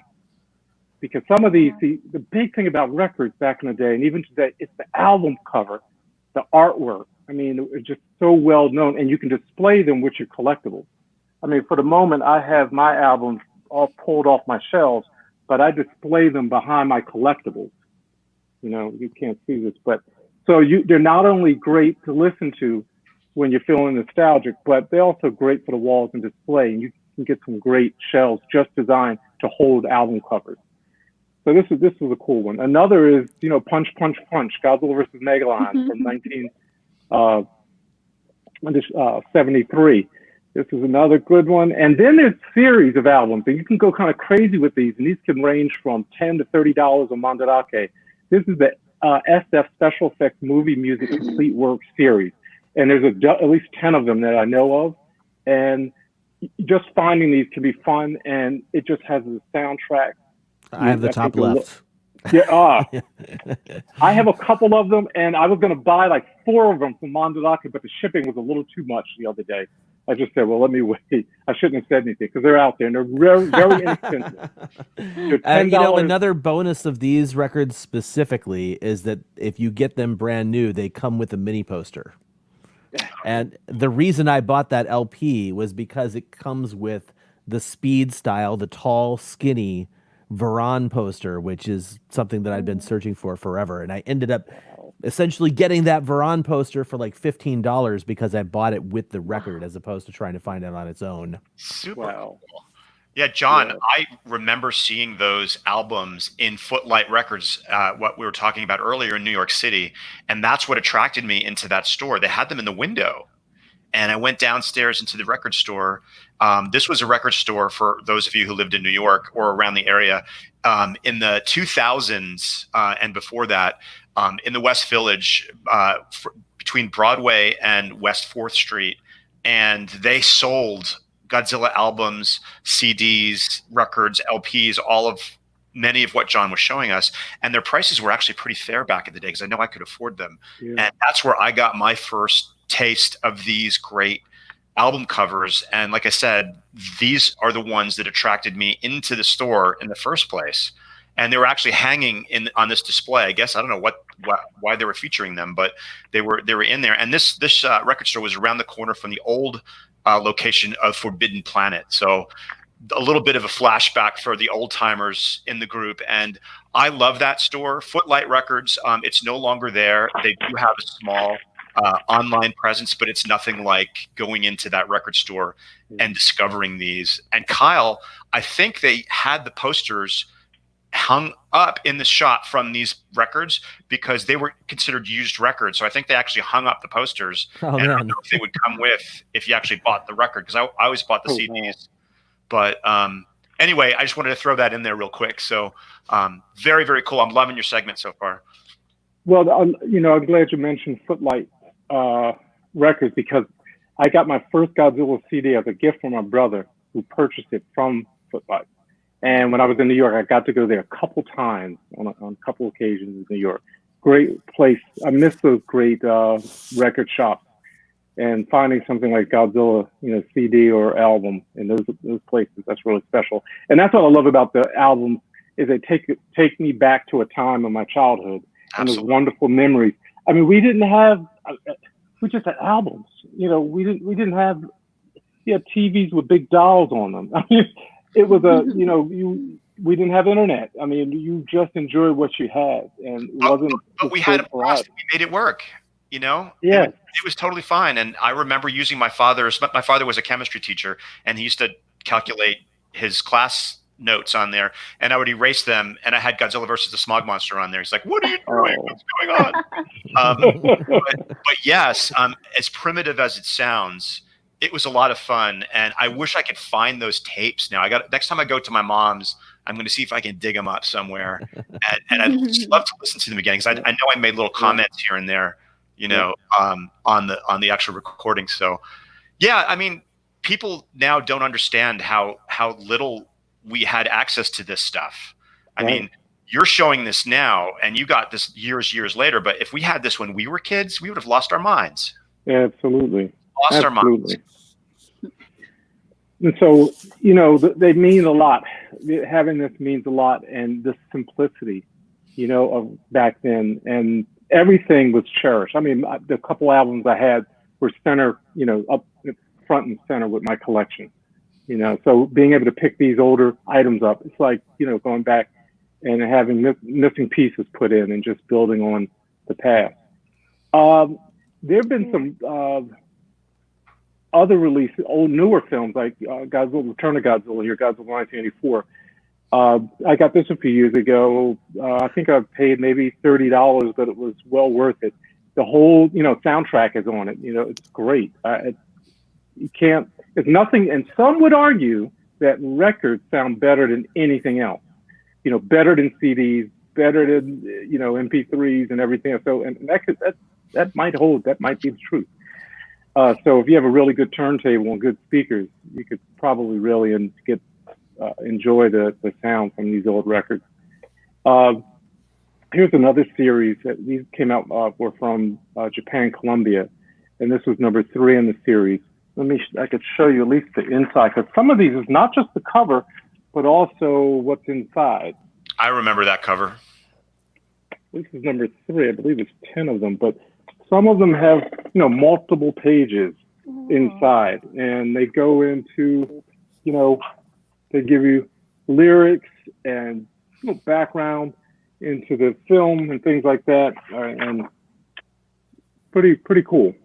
Again, you'll find images and content that you may not find anywhere else. So it's worth it. $10, you can have one. And quickly, here's some of the others in the series. This is called Super Monster Godzilla Movie Series. And there's also, I got this a few years ago. You can still get most of these. This original soundtrack of Gojira in 1954.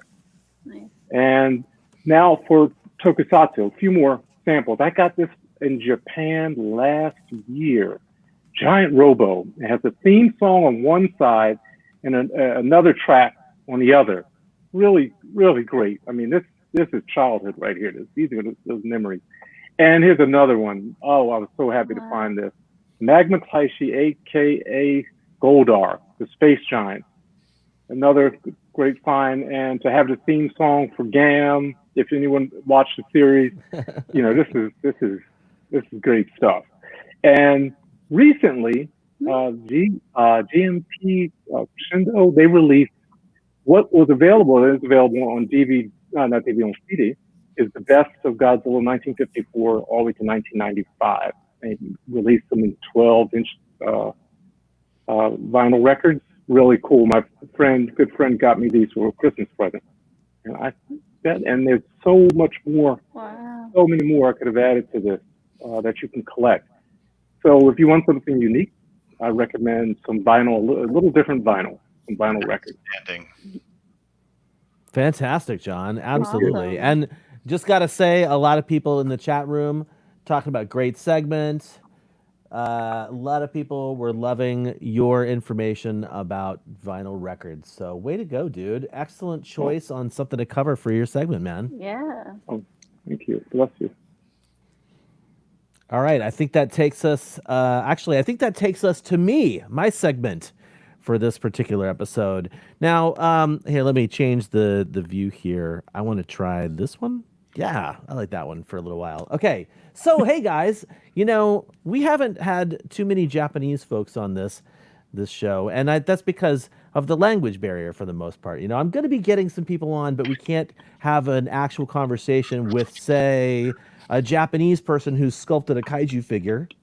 But what we can do is speak with somebody who doesn't have that language barrier, and so luckily, one of the people that I'm connected with, that many of us are connected with, is an artist named Joe. I'm not even trying to say his last name, but Dopko is what he goes by online.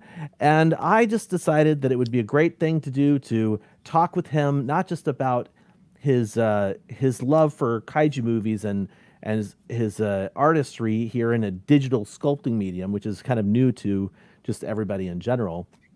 I thought it would be really kind of fun to chat him up about how he got involved with X Plus, because as you know, as Leslie even mentioned it earlier, he sculpted Iris from Gamera 3, and he also sculpted Orga from Godzilla 2000.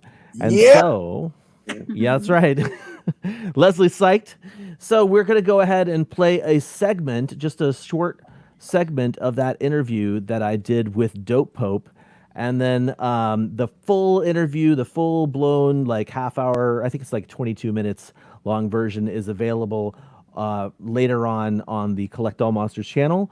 But for right now, let's hear what Dopko has to say. The guy I'd like to introduce to you right now, I know him as Dope Pope mostly, but I'll probably be calling him Joe for this interview. Dope Pope is a digital artist who I've seen his work like for years and years and years, since even I think kicking things off, I guess around 2014 when the legendary Godzilla was being released. And it is really my pleasure to have Joe, aka Dope Pope, here with us today to talk about some of his artwork and some of his production artwork that we'll be definitely getting into.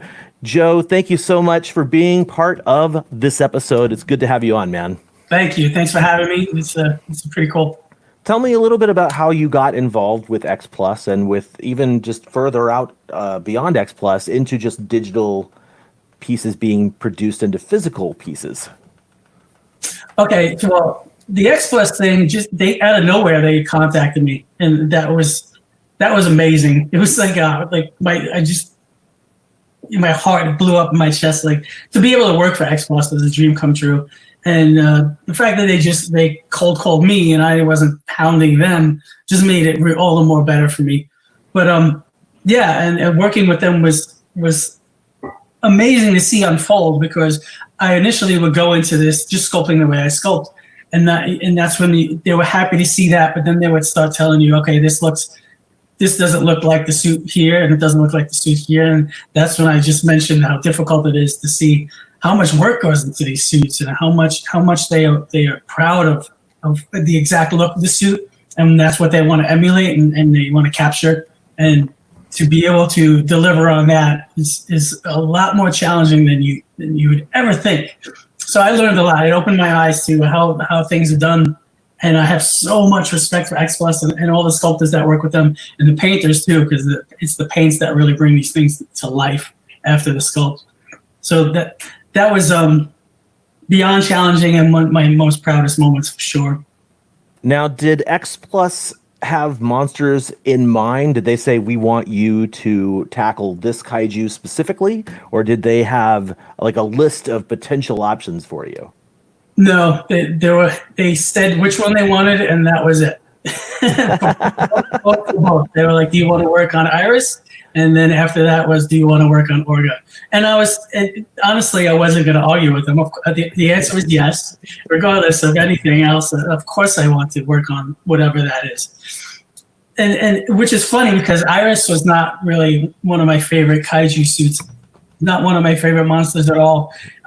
But once I started sculpting her, I couldn't believe how much respect I was having for the forms and for the shapes that were involved and how precise they were and what this thing actually was, and this crustacean monster that was like just evolving into this big, beautiful creature. And I just love the suit now. I have this newfound love and respect for Iris that I just didn't have. And it really is cool when to discover that as you sculpt, as you work, do you realize the respect and love they put into these suits. And then you gain it as you work. It's cool. It's a very cool connection to make. That's super awesome. You know, I believe I read somewhere, I think it was on kaijubattle.net, that you actually had to get that approved by Shusuke Kaneko, the director of Gamma 3. Yeah. And in both cases, they have to be approved by, well, Toho had to approve Orga, and that was true about Iris as well. And it's nerve-wracking. I was always expecting the email to say, we're not going to use it. Sorry, he didn't like it. And well, it's too bad. But it didn't happen.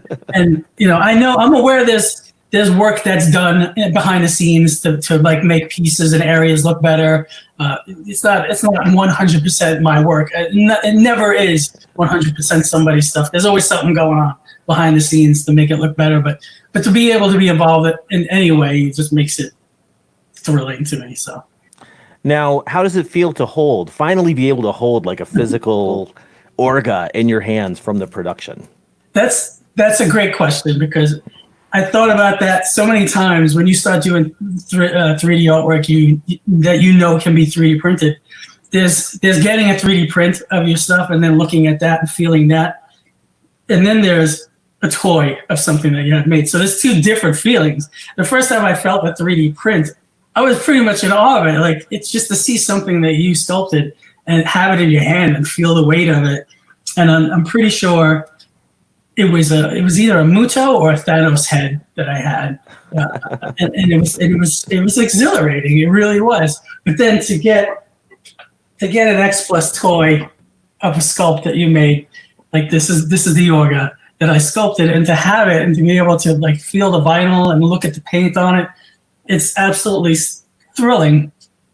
If you just it's just really weird to see like I did that, and I'm an X Plus fan my whole life. I've always admired their work, and then to say, oh, and this is the one that I sculpted for them. It's just it's bucket list stuff, man. This is dude, ever since it was announced, I was like, God, congratulations, man. That's so amazing. Like, really so amazing. If viewers out there aren't actually aware of this, I want to say that this is probably, I mean, Joe, is this the first or it's got to be one of the first collaborations that X Plus has done with an American artist for sculpting, at least? I'm not sure. I don't know I honestly have no idea what the answer is to that. That's a great thing to think about, though. I know I've been following the company for a long time, and I definitely you are the first person I've heard of for sure to at least be really announced as like the artist. Yeah, it's amazing. If that's true, then that's even more amazing, and it makes me feel even. Regardless, man, I'm super pumped that you have been chosen by X Plus for a couple of figures. Dope Pope, we will be keeping an eye on you for the future, and let's get some more X Plus releases made. Yes. Right, G-san? Yes, right. Put that out there. Thanks, man. Take it easy. Hey, there you go. There's our interview with Dope Pope. Great. You know, dude, the full-blown interview is awesome. Leslie's got his Orga figure right there. Yeah, Joe's a great dude, and I had a blast talking to him. And I cannot wait to see him do some more.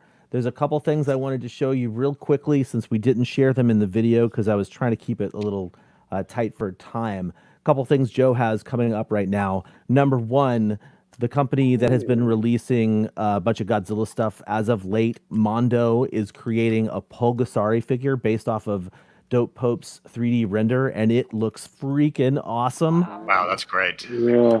And I mean, I'm not sure if this photo is to be believed for production, but it looks like they might be doing lots of different paint variants.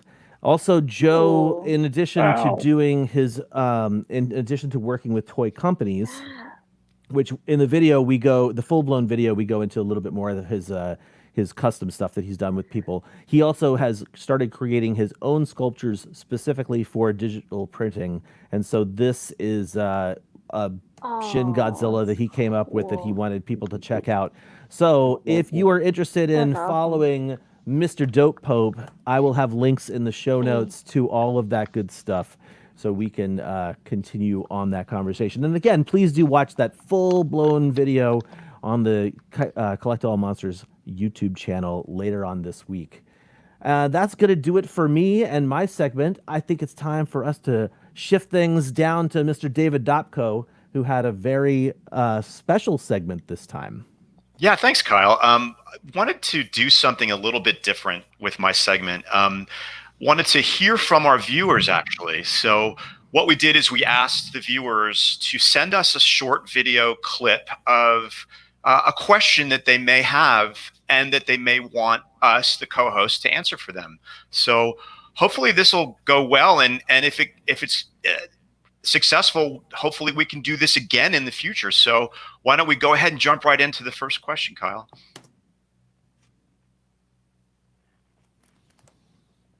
Hello, Collect All Monsters crew. My name is Jonathan Portman. If you had a favorite piece of Godzilla or Kaiju music that inspires you to collect or just take really awesome pictures of your figures, what would that piece of music be? Thank you very much for taking my question. Have a wonderful day. All right, so there's the question as posed by Jonathan. David, you want to start, and we'll move our way up to me, and we'll just kind of cycle like that? That'd be great. Thanks so much, Jonathan. I really appreciate you posing a question to us. So that was actually a really tough one because there's so much Toho music from these awesome sci-fi fantasy films that inspire me and that I absolutely love. But I have to narrow it down to one. So I think what I'm going to do is show this one, which is Godzilla's Symphonic Fantasia, which is a sort of a compilation of some of the greatest works of Akira Ifukube. And some of you may know that this was actually made into a DVD video with actual clips of the films that correspond with the music. So what I do is I actually play this or the video in the background while I'm building my model kits. And it's absolutely inspiring. And it gives you a little sampling smorgasbord of a lot of the different Toho music. It's mostly Showa stuff, but it's pretty amazing. And those of you who went to G-Fest may have seen it live during the concert we had the first 2 years. The first one was actually the Symphonic Fantasia, and it was just amazing and very inspirational. And I am going to give a shout out to another favorite. The original 54 soundtrack is haunting, beautiful, and extremely memorable to me because that's one of the ones that I do remember recording on my dad's tape recorder. And I remember listening to The Prayer for Peace over and over and over again. Haunting, beautiful. You know, you can't get much better than that. And, you know, you guys know that they actually recycle some of those themes for future Godzilla movies. And one more, got to give one more. Frankenstein Conquers the World. Incredible, incredible soundtrack. Love it. Absolutely love it. Inspiring and great. So I guess next would be Kyle. What do you find inspiring in your kaiju music? Oh, there he is. Kyle, what do you find inspiring? No, we're going to start with you and move up. So the next one would be John. Oh, okay. Sorry. I thought we were going to go back down. So John, what do you find inspiring in kaiju music? You know, whenever I do some toy photography, in a particular Godzilla incarnation, I will listen to that soundtrack. I'll put that on. Lately, since the Sakai 84 has come in, you know, I'm always obsessed and really love Godzilla 1984. There's nothing like this soundtrack. So I've been listening to this so much lately. I mean, my all-time favorite is the Mechagodzilla soundtrack. I can listen to this all the time, anytime. Fun. But this one is overtaking it. And Biollante as well. I mean, for any inspiration at any time. And so that's I obsess. So there's anytime they get me ready to shoot toys or collect. Christine, what about you? I'm actually going to follow with both of you because I love the Symphonic Fantasia. Whenever I'm cleaning my collection or working on some of my photos, I always pop that in. And also, well, I think pretty much very inspirational to everybody is the original Godzilla theme. Like, as soon as you hear that, it's just so powerful and haunting. And I definitely listen to that one a lot. And anything from Biollante, just because it's my favorite movie. And I think the soundtrack from that movie is great and fun and exciting. So those are usually my go-tos. What about you, Leslie? You know Biolante's your favorite.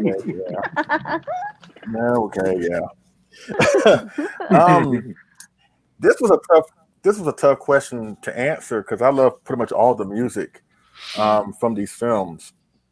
But when I come to my room and the main title, it might be unorthodox, but the main title, to Terror of Mechagodzilla, always gets me pumped up. I think that when you look at Ifukube's scores, you know, from the original 54, Mothra vs. Godzilla, you would think I would have chose that one. It's a great score. You got Destroyer of Monsters, not to mention War of the Gargantuas, Damaging. Oh, but yes. that main title, The Terror of Mechagodzilla, always gets me pumped up. So if I had to pick one that gets me pumped up and make me more fun of my collection, it's definitely that. But the main title, The Terror of Mechagodzilla. What about you, Kyle? You know, I gotta say that for my own personal, like, monster collecting, I wouldn't say that a piece of music inspires me to collect. However, there is one piece of music, one track that has just burrowed its way into my psyche, and it's now a permanent resident of my brain. And it's the very first kaiju track that will just pop into my head randomly. And it's so bad that Lady Kyle also knows the song too. And that is, it's so good. I mean, that's the Varan theme. Like, without a doubt, that da-na-na-na, like that will just worm its way into my brain. And that's the next thing I know, I've got the whole thing playing, like bum ba da da da dun. You know, it's I love it. I absolutely love it. Excellent. Amazing. All yeah, right. this was a really tough question, Jonathan, but thank you for posing it. One thing I did wanted to sort of tie in with John's segment as far as music goes is I discovered that if you guys have Alexa, you can say, Alexa, please shuffle songs by Akira Ifukube.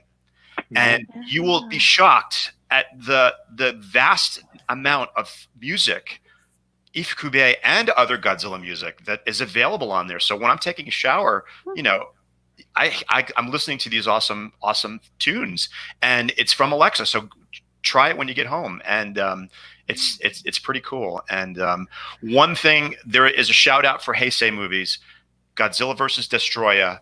The opening scene where Godzilla appeared in Hong Kong. That piece is so great and so inspirational and so powerful. I had to give that one a shout out because Heisei doesn't get enough love.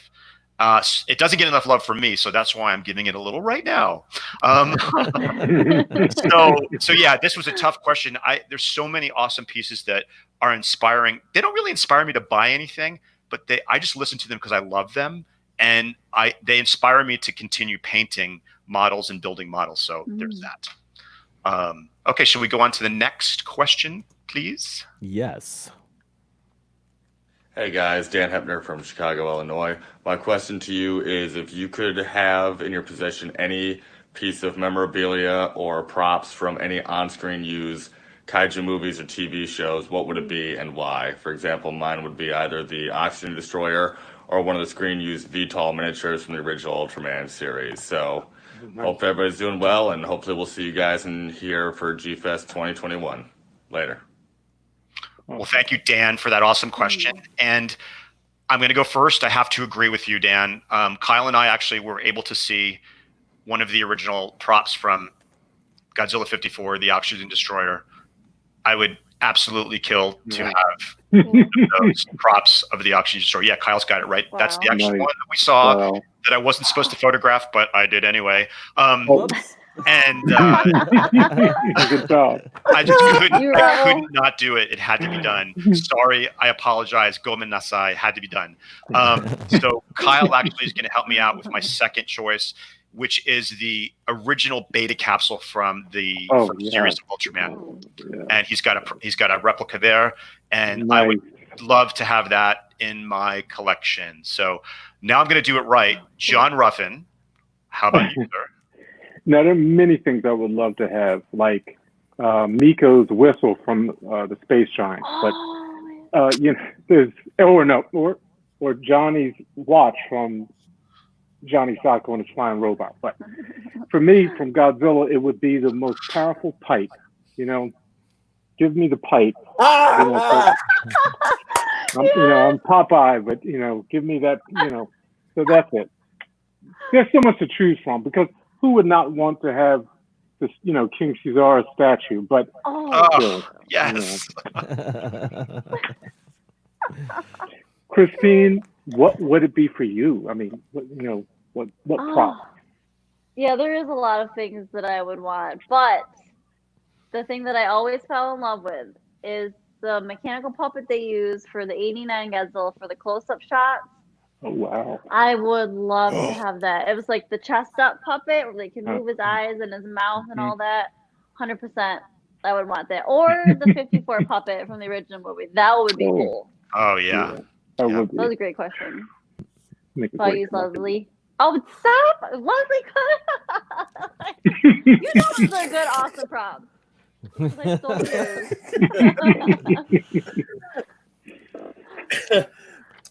It is awesome, and you know what? I can't hate on you for that, because what I want is something from Biollante. And no, it's not the Biollante prop or the Godzilla suit or the Super X or whatever. But remember in Colonel Gondo's office, there's like a statue of the 1962 Godzilla. Yeah, I want that. Yeah. That's what I want. So if I could grab anything from the movie, it would be that. That right there is like the best 1962 Godzilla I have ever seen. I've heard some folks say it's a Paradise kit or whatever, but whatever it is, I want it. So that's my choice right there.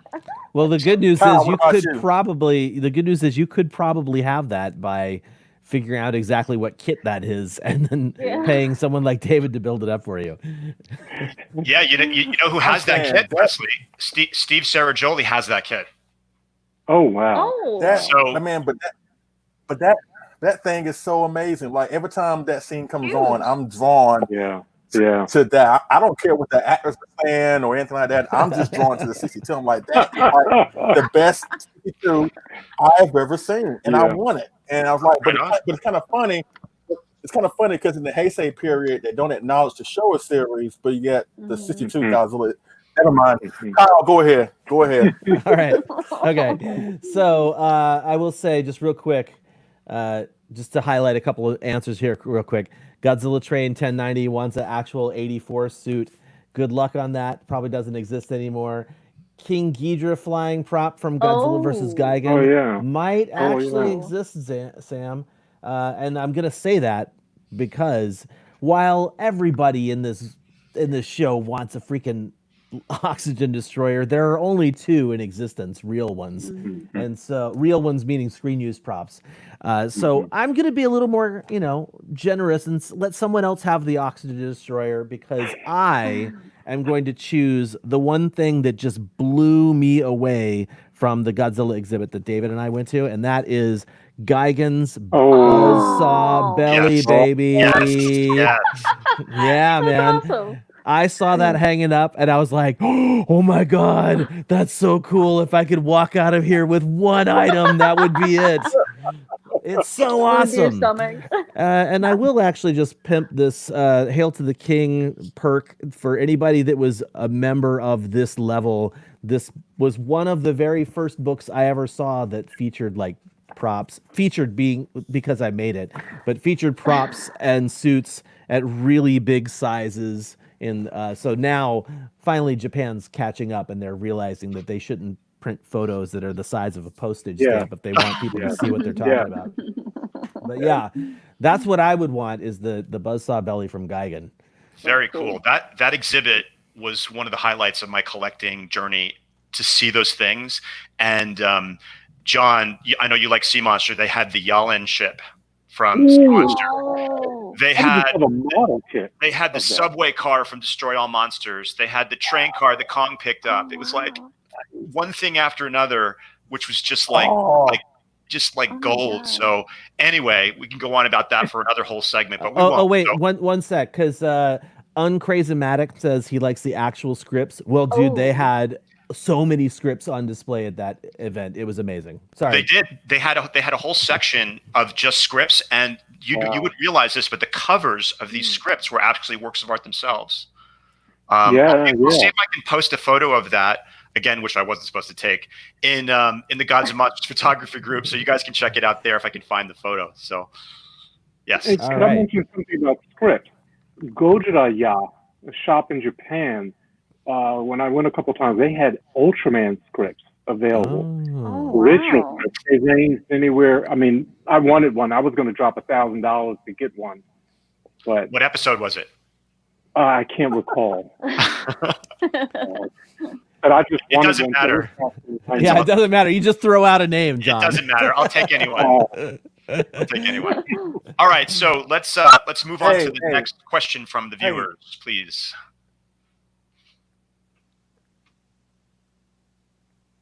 It's coming. Okay. Hello, everybody out there. My name is Godot. I'm Mike Keller's blue-tongued skink. Some interesting facts about me are that number one, I can talk. Number 2, I can talk without moving my lips and flicking out my awesome blue tongue. Number 3, I sound exactly like Mike. Bizarre coincidence. Now, Mike does not have any questions, but I, on the other hand, would be interested in knowing if any of you guys have any collecting horror stories. For instance, have you ever lost a collectible in a move? Have you ever accidentally broken or run over a collectible in the driveway? Has your dog ever eaten your collectible, or has your blue-tongued skink ever tried to make love to a collectible? I'm very interested in hearing your responses. Thank you. Well, thank you, Mike, for that very interesting question. Or should I say, thank you, blue-tongued skink. Godot. Sorry. Yes, I was waiting for Godot. Anyway, bad. So I'll go ahead and start this one off by saying that I'm pretty lucky. I haven't really had any real horror stories over the years of my collecting journey. What's happening now with the 84 isn't really a horror story because I still may get it, but it may end up being a horror story. So ask me again in a year. This may make it to the top of the list. But I am going to tell a story about Mr. Rich Iso. I know he was in the chat before. I hope he's still here. When Rich was doing his live unboxing videos, he was doing one that we were all waiting for with bated breath of the first release X Plus did of King Ghidorah. It was the 1968 King Ghidorah. So we're all watching it. He's very exuberant, as Rich normally is. You know, he's positive. He's opening it up, and then he comes to the part and he picks out the head, and it's totally broken. And he just completely changes his tune. He's like, oh, okay. It was like my heart just sank. And the minute that video was over, I knew mine was coming within a day or two. So what I did is I ran downstairs, lined up gold paint, silver paint, black paint, epoxy sculpt, paintbrushes, putty, X-Acto knives. I was all ready to do like a huge, plastic surgery, vinyl repair, paint job fix in case mine came damaged. And I was even so obsessed with it that Keith was feeling the vibe. He actually left. He was like, I don't want to be here when you open that box. So he split, totally split. True story. He left. And actually, I opened the box ready to sort of spew out 4-letter words. And wouldn't you know it, everything was perfect. It was pristine, not a scratch on it. So, yeah, I am pretty lucky to have, escaped the horror story. I did get a couple of pieces that weren't right from the factory. Like you guys may remember my King Caesar.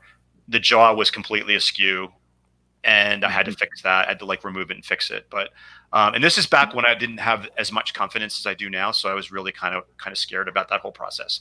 But it ended up working out fine. And but yeah, no, it's lucky for me. I haven't had a lot of horrible nightmare experiences. Knock wood.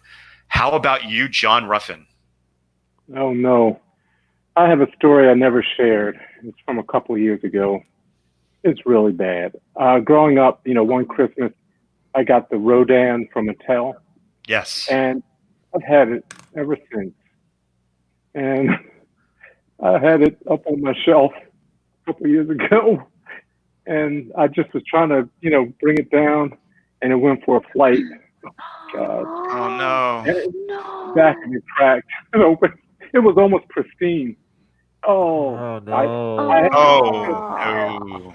it stored in the basement now. I was just like, oh no! I can't even look at it. It was horrible.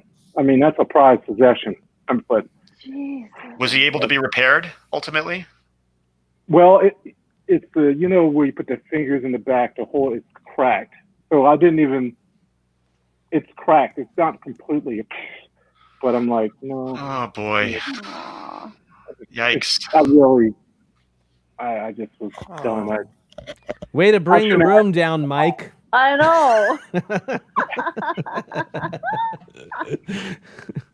Wow. Bummer.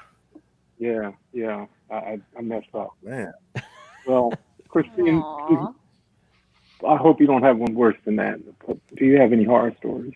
Well, I did have one experience. So whenever I get a new figure, I like to bring it to work with me because I'm excited and I want to like show it off to my coworkers, and I stare at it all day and touch it and all that stuff. And so a couple years ago, I got the M1 Biolante. So super excited. I've been looking for it for a while, and I was like, oh my god. So I brought it into work, and I brought my M189 to put on my desk, so I can stare at them all day and not work and just play with my toys. And so one of my coworkers from a different department came over. They were delivering stuff to the office, and he saw them on my table. So he picked them up, and it's like, oh, I remember they used to fight all the time. Bang, bang, bang, bang. Started bashing them against it, and I wanted to scream so bad, but it was just like one of those moments where like everything happens in slow motion. You're just like frozen in terror. Oh my god! All I could think in my head was paint, rub, paint, rub, paint. Like I just spent like $100 on this thing, and like I just froze, and like I didn't say anything, and like I had this look on my face. And one of my coworkers that she used to sit across from me, she's like, she saw my face, and she's like, I could feel your pain. I had to turn around, and I couldn't look at you anymore because she was gonna start crying.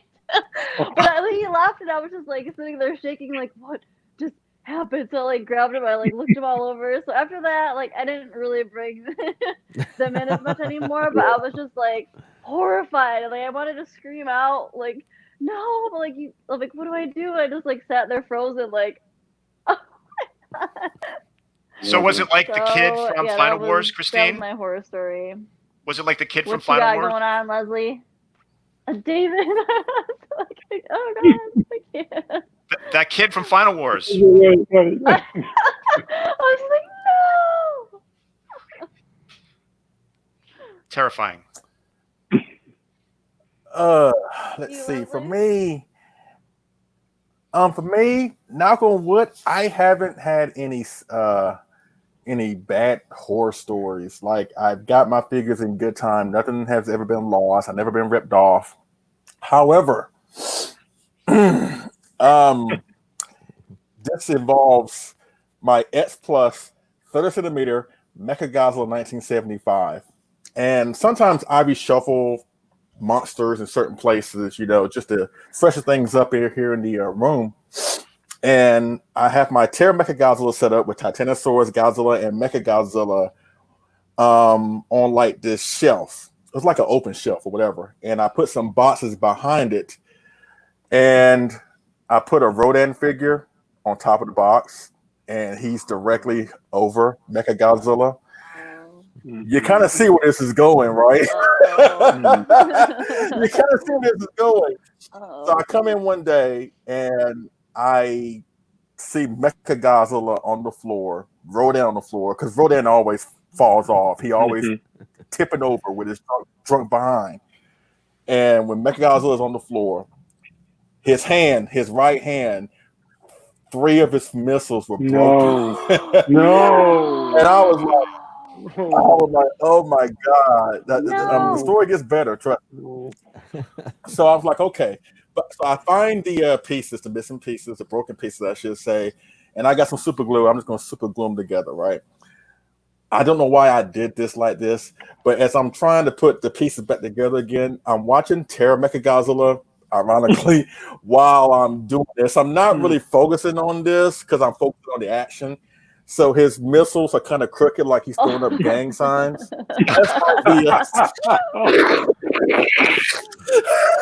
It's like he's like doing a Star Trek sign. He's like this.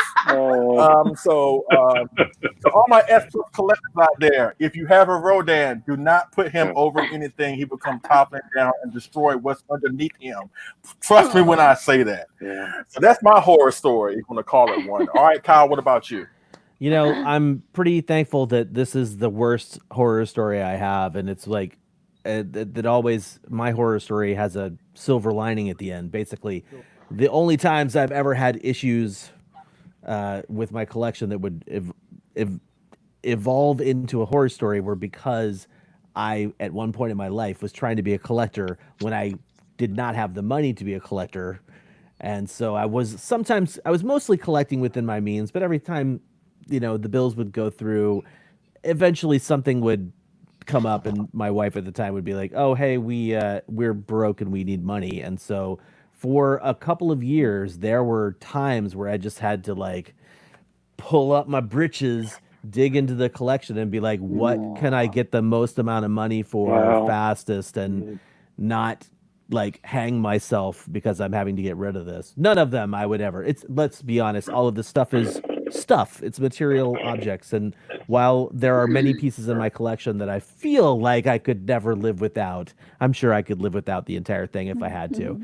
In the long run, I was able to get a whole bunch of those pieces back. The giant Mosu Goji back here is one of those. My Death Ghidorah figure is another one. Just throughout the years, I've had to let things go, and I'm glad that I don't really have to do that so much anymore. I've evolved. Well, that's good. That's awesome. Wow. That's awesome. Okay, shall we move on to the next question, please? Let's do it. Hey guys, Eric Henry here. David, thanks for the invite to ask a question. First off, though, I have to take care of a more pressing matter, and the fact that I wasn't asked for my opinion about which is the better Gamera, the Prime one or the Max Factory one recently, between Kyle and Leslie, that just hurts a lot as the Gamera guy, and also probably one of the few people in the world who owns both. My 2 cents, the Max Factory is a little bit better, but they're both great. They're both 2 of my top 3 pieces that I own. This big guy up here would be probably the top dog. I know that probably pains everyone that's listening right now, but so I guess the question I want to ask everyone, for the people who do collect Gamera, is, what from X Plus would you like to see in the future? Like, what's the number one figure that you'd like X Plus to release for Gamera? So, we recently had the 30 centimeter Baragon come out, and that's probably one of the best pieces they've ever done, period. So I would like to see a 30 centimeter crawling Gamera 66. Speaking of, though, that 30 centimeter scale, like a 30 centimeter Guron, I'm not exactly sure how to pronounce his name properly, but that'd be amazing. I think the Rocket Pro and the 25 are good, but they haven't absolutely nailed it yet. So holding out for that. A Nightmare Gamera would be awesome, but if I had to pick just one, I'd say a 25 centimeter Hyper Gauss to pair with Iris and one of the other 25 centimeter Gamera 99s. Gamera 3 is my favorite Kaiju movie of all time, and I'd love to have a full lineup from that. So thanks for letting me ask this question. Hope everyone's doing well. Thanks. Well, thank you, Eric. That was a very interesting question, and a little commentary is in there as well for Leslie Kyle. I think personally, I'm not like the hugest Gamera collector.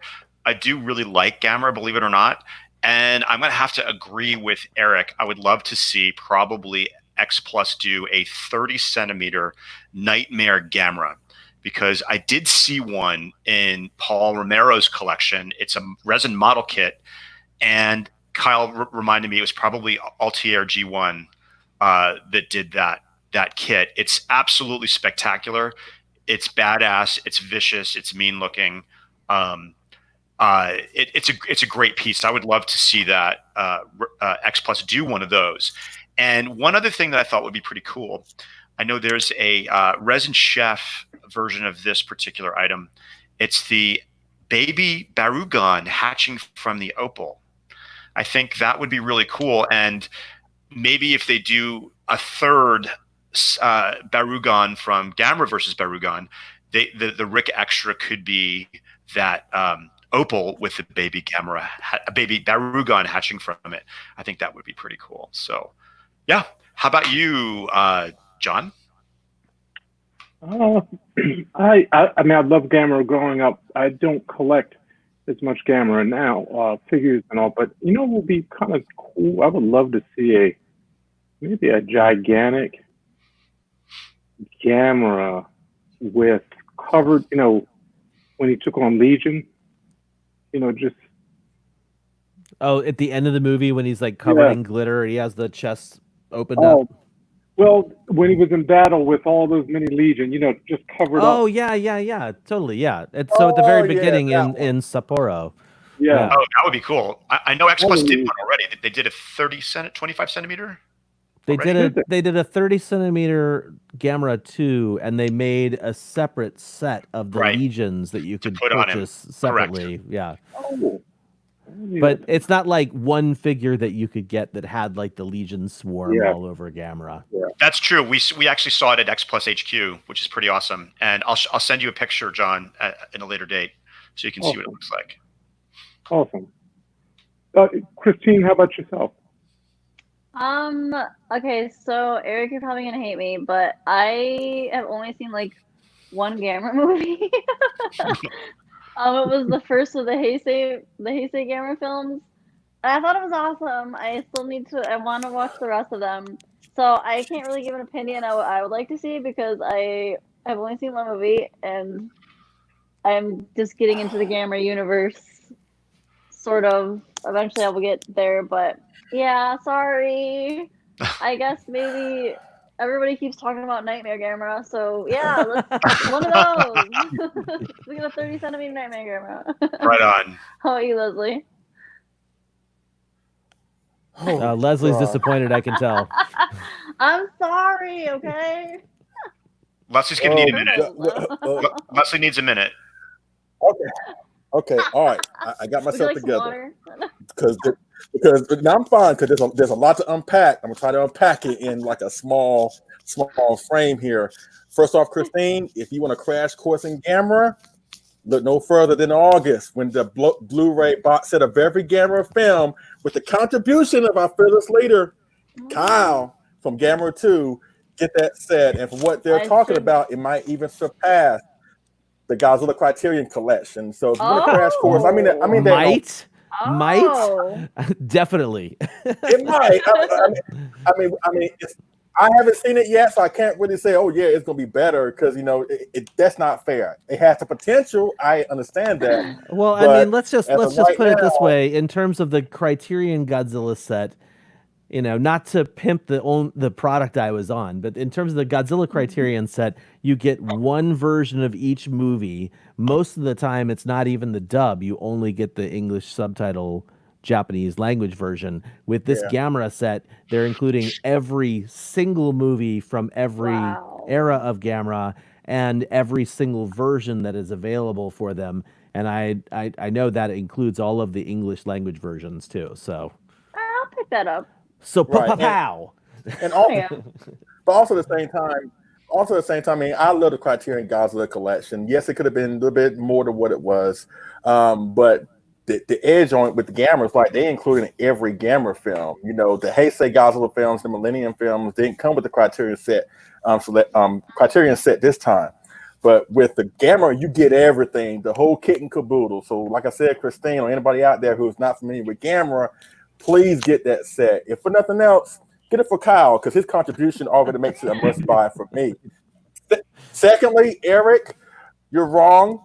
This is better, and you just hate me because we made a video about it and we didn't include you. So don't be hating on my Prime 1 Gamera, even though Kyle's Gamera is awesome too. But to answer your question, what I want to see from X Plus, get your fat butt down here. There you go. What I want to see from Gamera to wrap my segment up, at least my answer up, is we've seen Gamera when he's standing up. We've seen Gamera when he's crawling, and I know they've made a Rick Mini extra piece of Gamera when he's flying that came with the 71 Gamera, but I want a 30 centimeter or 25 centimeter in scale Gamera when he's flying, like the super. I mean, it'd be nice to have the one with the where he's completely inside the shell with the fire coming out every port like he's spinning. But I would prefer him, in the Superman pose with the fire coming out in the back port. So if we're up to me, a 25 or 30 centimeter Showa Gamera, either the 67 or 68 or 69 or 71 in a flying position. So that would be my pick. Kyle, what about you? For me, I I have to say, David and I chatted earlier, and the Nightmare Gamera is the top of my list. Like, I have the 25 centimeter 96, the 25 centimeter 99 that just came out. I just showed that one off in the last episode. But for, I think since I have those two, I would also like to have a 95, but a 25 centimeter, 30 centimeter, or even gigantic Nightmare or Trauma Gamera would be the way to go for me. Nice. Perfect. Very good. Someone, Kaiju Shorts mentioned a Zidas would be a cool figure to make, because I haven't seen anything besides a Gashapon of Zidas. Is that true? Or I got something to show you for one of the future answers, or one of the future questions here then. Excellent. Excellent. So let's go on to the very next one. Hi, it's Mike from Kaiju Battle. My question for you guys is, what is your weirdest Kaiju collectible, and why? Thanks. This is a great question. And it was really kind of hard to figure out what people would think is weird, because all this stuff is pretty weird when you think about it. If you're not like into this stuff, like people who walk into this room for the first time, I open the door and they're kind of like blown away. Anyway, I came up with this one, which was a gift that Kyle brought back from Japan. It is the mascot for the Pacific Pharmaceutical Company. And believe it or not, this guy is made by X Plus, and he's a big bobblehead. Oh, so awesome. So he's got different names: Pashin Boya, Travelman. Anyway, he is Mr. Taco's mascot. And if you watch King Kong versus Godzilla, the widescreen version especially, you'll see him sitting on the desk behind Mr. Taco's desk. And it's pretty weird, pretty awesome. And I love it. Thank you, Kyle, for picking this up for me in Japan. I really appreciate it. Or actually, did you pick it up, or did you order it for me? I don't know. I ordered it for you. It was before you got into the auctions from Yahoo Japan. Yes, so that's what it basically, was. I saw it and I was like, "Oh, dude, I think David's gonna want this, and if David doesn't want this, I'm gonna want it." So, but you wanted it, so yeah. Yes, I did. And to tie in with Leslie's segment, didn't they actually do a Rick Extra for the first release of the 30 centimeter 62 Godzilla, and it's a little teeny mascot. I think so, right? Yeah, I've seen that. Yeah. And John Bellotti Jr., who I talked about in my news segment, he actually has a really great T-shirt featuring this guy too. So, how about you, John? Here we go. Oh, there it is. Oh yeah. Hang on. There you go. Yeah, perfect. Is he in that shirt too? Blow it up. Blow it He's up. right here in the corner. Oh, Right here. Oh, no way. I didn't even know he was on that one. I have a straight up shirt of him. It's Yeah, just, he's right here. yeah. So that's cool. Yeah, perfect. So John Ruffin, how about you? How about yourself? David, you've got the best collectible right there. I so want that. This is weird. I got this. I was going to Japanese language school back in '93, and they once in a while, every semester maybe, they would have bring in things they wanted to sell, like it. And I saw it, had to have it. It's weird. It's kind of cool. It's Godzilla, Mothra. Oh, I love it. I love it. Damn. That's cute. Oh, rad. That's cool. Illustration. Yeah, Weird and cool. Different.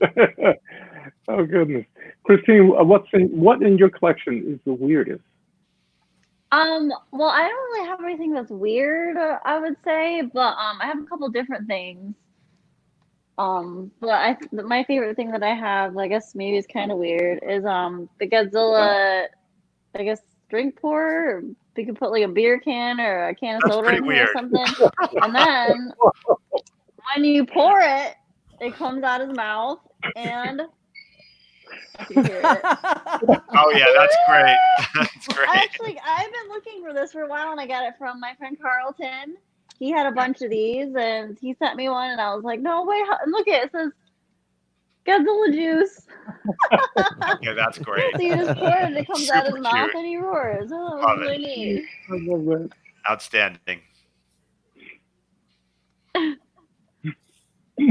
All right, Leslie. I know you got some weird stuff. Well, the last, I mean, I answered this question before at some point, and it was going to involve anything with Shin Godzilla, either the crawling one or the red cane binge one. But this one tops it. This one tops it. Oh yeah, that's The pretty, Death Real Rick Orga. Yeah, so I mean, of course, we already know about the story here, but from a person who don't know, I'm sure they're afraid to touch it. Hell, I'm afraid of touching it right now. But yeah, so weird. This guy is weird. What about you, Kyle? All right, so I love weird stuff. I'm a weirdo and self-proclaimed weirdo, and so whenever I see something that catches my fancy in Japan or anywhere really, if I have the ability to get it and it fits within the collection, I'm gonna get it. This, however, was not the case because I was able to go to a special event. I went, and I wasn't the only one there. There were a bunch of kaiju fans there. I went to the Godzilla Final Wars premiere at the Chinese Theater in Hollywood, and when you walked in the door, they gave you a couple of freebies with your ticket, and one of them, let's see if I can get it to focus here and also make it a little bit bigger. This is a Final Wars, it's like a ball. It's a globe, obviously. That's got Godzilla on top of it, and it's a balance thing, right? So you can sort of knock it down and it comes back up, and that's weird. But not as weird as the Japanese flag that they gave everybody, that on one side is Japan's flag, and on the other side is this rad Godzilla artwork. So that everybody could be like, whoa, Final Wars was so awesome. We weren't disappointed in it at all. That's great. Anyway, there you go. That's at least that's what I'm choosing as my weirdest collectible now. You come and ask me next year, I might have a different answer for you. That's fantastic. I think we all need to make a point to embrace our weirdness and get some more weird stuff. Yes. I was going to choose the Yamato Mark, which Kyle mentioned before, sushi creatures, which I think are pretty damn weird and pretty damn awesome at the same time. I have them displayed upstairs in the kitchen, actually, on like a sushi board with some chopsticks next to it. So that's pretty weird stuff too, but that's not really Godzilla related. So let's move on to, I think these are our last two questions, Kyle. Hello, this is Heisenberg. Hey there, this is G Forever. And my question is, which lesser-known Godzilla toy company is your favorite? For me, it's the Taiwanese company Easy Hobby, maker of the Eggman minifigures. For my question, as you see, the collection is growing quite large, and I'm sure same as with a lot of collectors out there, with X Plus producing these gigantic figures and large-scale items. What do you recommend for collectors on how to display their items? Any certain products or shelving? Because I'm looking for shelves or maybe even glass displays soon. Okay, those are both great questions. I'm going to start with the first question. The lesser known toy company that I'm really loving and I really embraced has to go to Knott's, the company that did the storyboard Godzilla.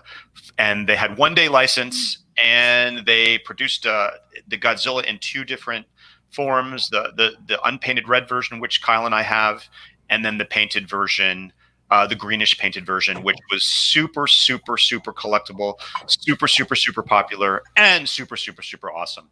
So I just blown away. One of the greatest Godzilla soft vinyl figures that I've seen in a long time that I've gotten super excited about. Wow, I said super a lot, didn't I? Wow. It's super okay. Yeah. So it's definitely a great little company, and my wish is that they release that figure in different color schemes, or maybe glow in the dark, or a black and white version, which would actually look like the storyboard that the inspiration came from. So I'm going to have to go with that company for my choice. How about you, John Ruffin? Well, I think everyone knows about this company, but when I came across them, I was just like, wow, these are the best collectibles on the planet. And that company that makes them is Cast. I believe it used to be Iwakura, I believe. Iwakura was the first, yes. That's it. And so here's just a small one of the many figurines that they make. And they're unique figures. In this case, Godzilla poses from Monster Zero. And there's so many great ones. They have the Godzilla Tower. They've got just some of the things you would never get in vinyl. Oh, yeah. There you go. Megan, you're on. They're the best. I have Godzilla and Anguirus as they're approaching, Tokyo Bay and whatnot, and Godzilla versus Gigan. And it came with a little acrylic comic bubbles that say okay. And, it's so cool. That's so cool. Oh, yeah. It's so cool. Unique, so the cast figurines, and they're hard to come by, but they're great to have. Fantastic choice. Is there some, obscure toy, company or one that you love most? I don't really say it's obscure. Well, maybe. I like Takeru Japan. It was a company that put stuff out. I don't even know, probably the 60s. Oh, they're 70s, 80s. ancient. Yeah. And it's like just a little random stuff, like the little Godzillas that would burst out from those eggs, like the wind-up toys, and they would pop out of an egg. There was a Rodan. They made I have a little chopstick holders of Rodan, King Ghidorah, Godzilla, Mothra. They also made like chibi keychains. And I think, I'm not 100% sure, but there was a line of ceramic Godzilla things, like the soap dish holder that looks like his hand. I'm not 100% sure if they made it, but there's that. I had a Godzilla teapot at one time. They made an ashtray from that same series. Ashtray, yeah. It was them then. And an electric razor, electric shaver. Oh, and then they made the mini. I think Lolo has some. The mini milk Godzillas, where it's like these little tiny Godzillas. One's a cheerleader, and I think they were called mini. Oh, milk. and they came in like a little plastic and this canister, little plastic right? box. Yeah. And I think she does. She has one. She just bought one Godzilla like in a wedding dress. Oh yes, So I've seen those. I like those. Those are cute. Yeah. Christine, that could also count for your weird stuff, except you don't have it, right? I don't have one. Yeah. But yeah, those are definitely weird. What about you, Leslie? That's the thing. I don't really have any fond, or at least I don't have any interest in the lesser known companies. Like I said, my focus is mostly F Plus, model kits, March Singing customs, and other customs. So I can't really answer Luminous' question, but I do want to answer G Forever's question involving far as like shelving and stuff like that. We're going to do that one next. Shelving, I go to. Okay. Well, go ahead and answer it, Kyle, and then back to me. Yeah, we're going to do it all in order. So. All right. So super fast. If you had asked me a couple of years ago, I would have said Sun Guts. Sun Guts. Christine showed them off earlier. Sun Guts created the GMK set, which is great. Oh, nice. However, that came out back in 2001. We're here in the 2020 right now.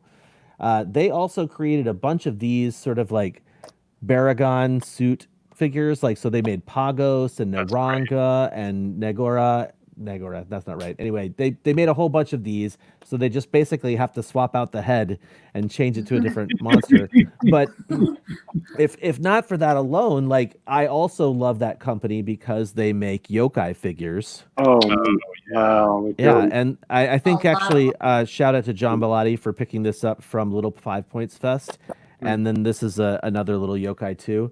Now, they were pretty not well known for a long time, but then when those Shin Godzilla pieces started coming out, they got really big, and a lot of people started catching on to them. So what I will actually choose as my lesser known toy companies, got to mention earlier with Atelier G1 And this is what they created that I am bringing to the table. Right. So Yes. this is one of the only Zetus figures that I know about, In existence, and it's pretty detailed. I mean, it's like very close to X plus level of detail for a 6-inch figure, and it came with a little tiny Toho figure too. So that's what I would go with for my favorite. Even though I don't have a lot of pieces from them, they're sort of what I would consider to be my lesser known favorite Godzilla company.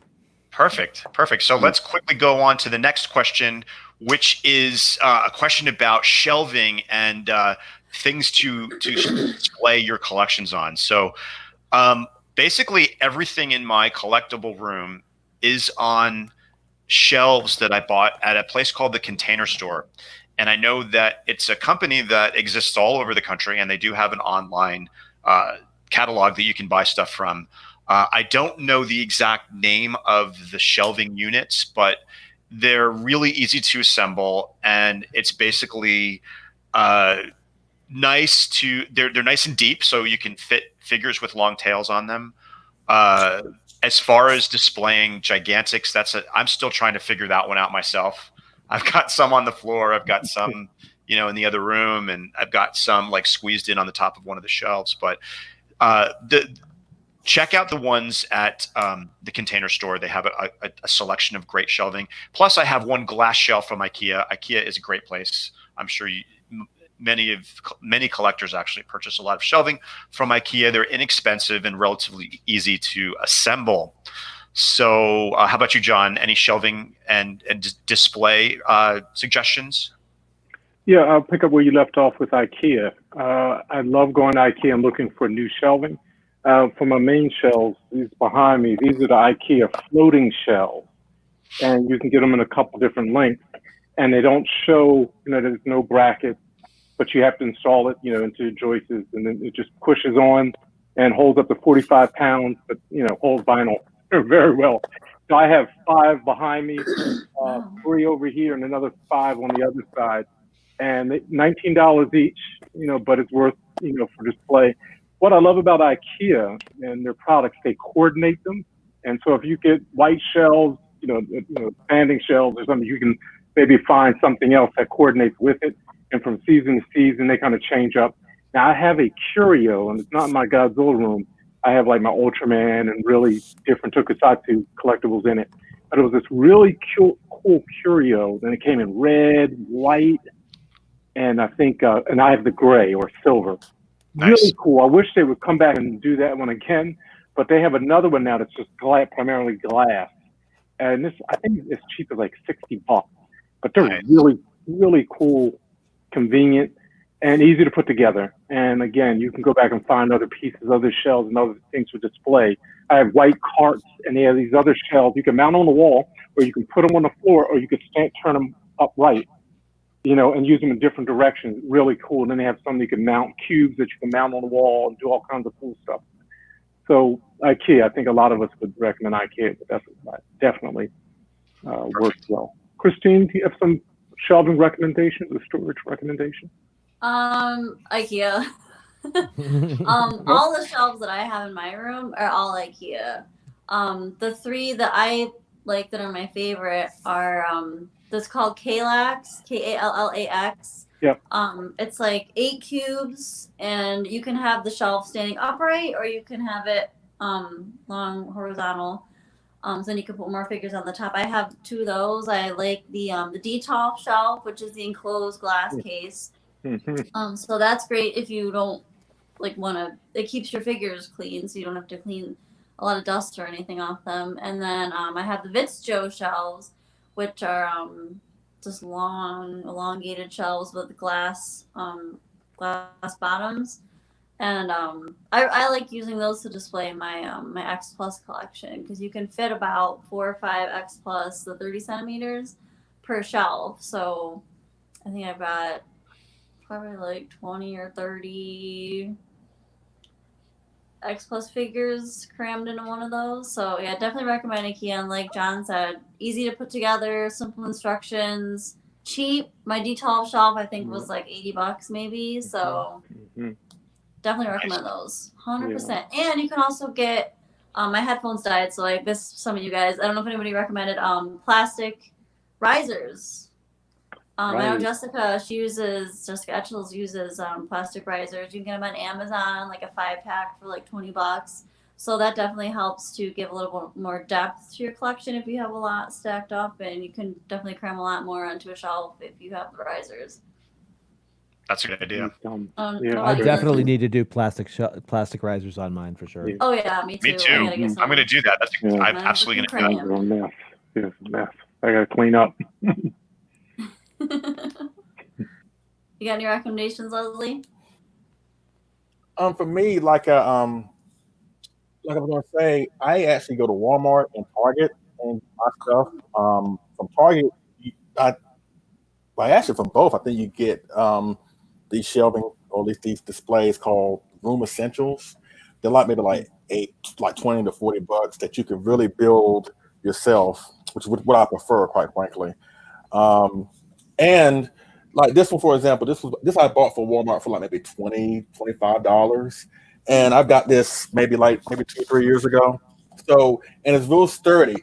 Now, to go in more detail what G Forever said involving like the bigger figures, as you can see here, I have the GMK Gigantic and the Burning Godzilla Gigantic. And as you can see, it's been holding pretty well. However, the GMK is not really as big as like maybe the 62 Shin, the 2019, right? Maybe 89 if you want to throw him in there. So I wouldn't put like a bigger one up against another bigger one because you're going to put a lot of weight on it. So I would say try and spread them out. And also, I know people are not really into keeping boxes anymore, but I've kept my like gigantic series boxes and use them as platform. So that's also can be like another alternative for you.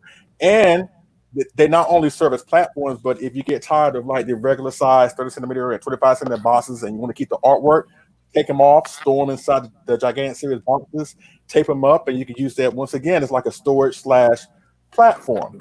But once again, as I mentioned just now, try and keep the bigger guys not on the same shelf because you may end up one day coming home and like don't put Shin and 2019 together. Don't put Shin and 62 together. Try to keep the bigger, fatter, chunkier ones away from each other because you may end up with a catastrophe if that happens. So that's what I would advise. Like I said, go to Target, go to Walmart, try and get these, and go to IKEA and what my other co-hosts have said.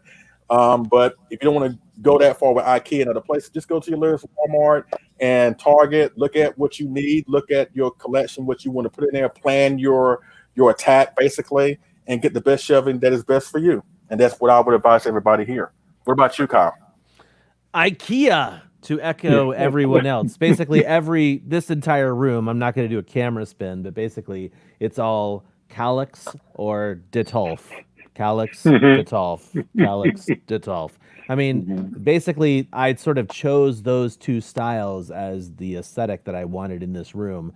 And what I will say about the Calyx series is that they are deep enough to store X Plus figures on. Maybe not the Gigantics. Although, hang on a second, that is back behind me. That's a Calyx, and I basically have my gigantic Burning Godzilla resting on top of it. Anyway, so I was joking around earlier that I don't have any suggestions for how to increase like the footprint of any of these things because I don't really collect any of the Gigantics. So for me, IKEA is the way to go, and luckily we have one here in Portland, so I was able to go and pick everything up. Cool. I think that was the last of our questions, right, Kyle? Yep, that was the last one, yeah. So thank you, everybody who took the time to send us a question. And please give us some feedback. If you guys enjoyed this segment and you'd like to see more of this in the future, just send us a line, let us know, give us some feedback. And if you liked it, we can do it again. And I think that brings us to, I'm not sure what's next, Kyle. Our Monster Showcase is next. Oh, so Monster Showcase. Yeah, so we put out the hashtag request from all our viewers this last episode, hashtag Kaiju in Flight, which was the last one. And so without further ado, let's see all of the monsters flying around.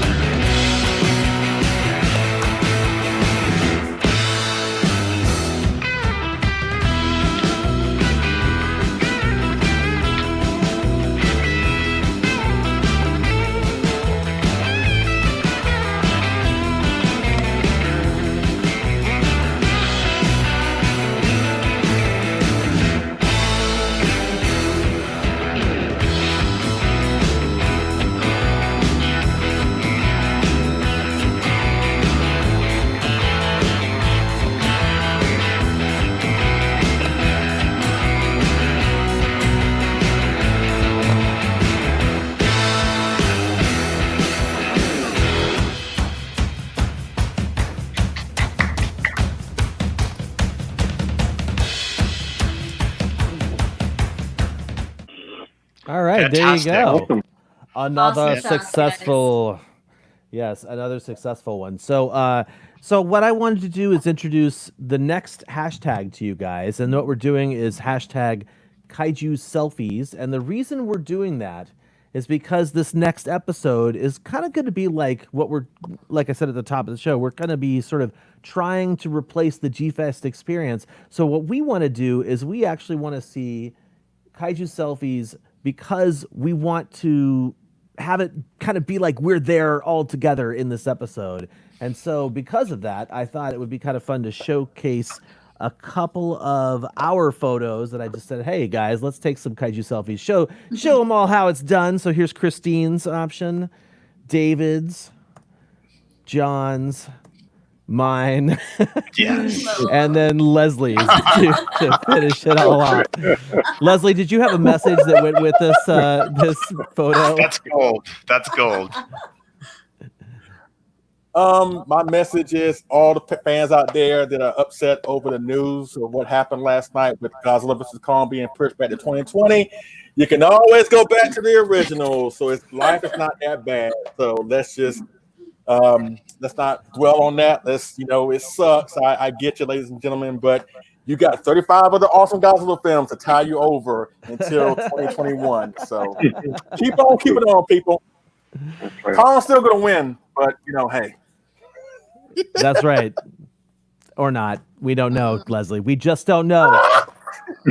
But what we do know is that our next hashtag is Kaiju Selfies, and our next episode will be Saturday, July 11th at 3 p.m. And so basically a week before that episode is when our deadline is. We can't wait to see you and some of your favorite Kaiju collectibles. Anyway, I think that's pretty much going to do it for this episode, right, guys? I think so. I think this was a lot of fun. I had a blast.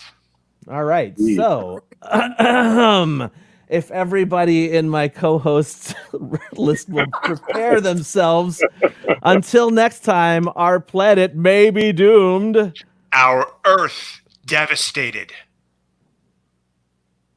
The monsters are in revolt. And civilization is in chaos. We must unite and collect all monsters. Oh, it's so good when we do it right. First time we got it right. Yeah. Right? Yeah, that's subjective, right? Okay. Anyway, thanks a lot to everybody for watching. It has been a ton of fun hanging out with you guys. We're going to go ahead and close out this entire wildness with, of course, our classic end credits.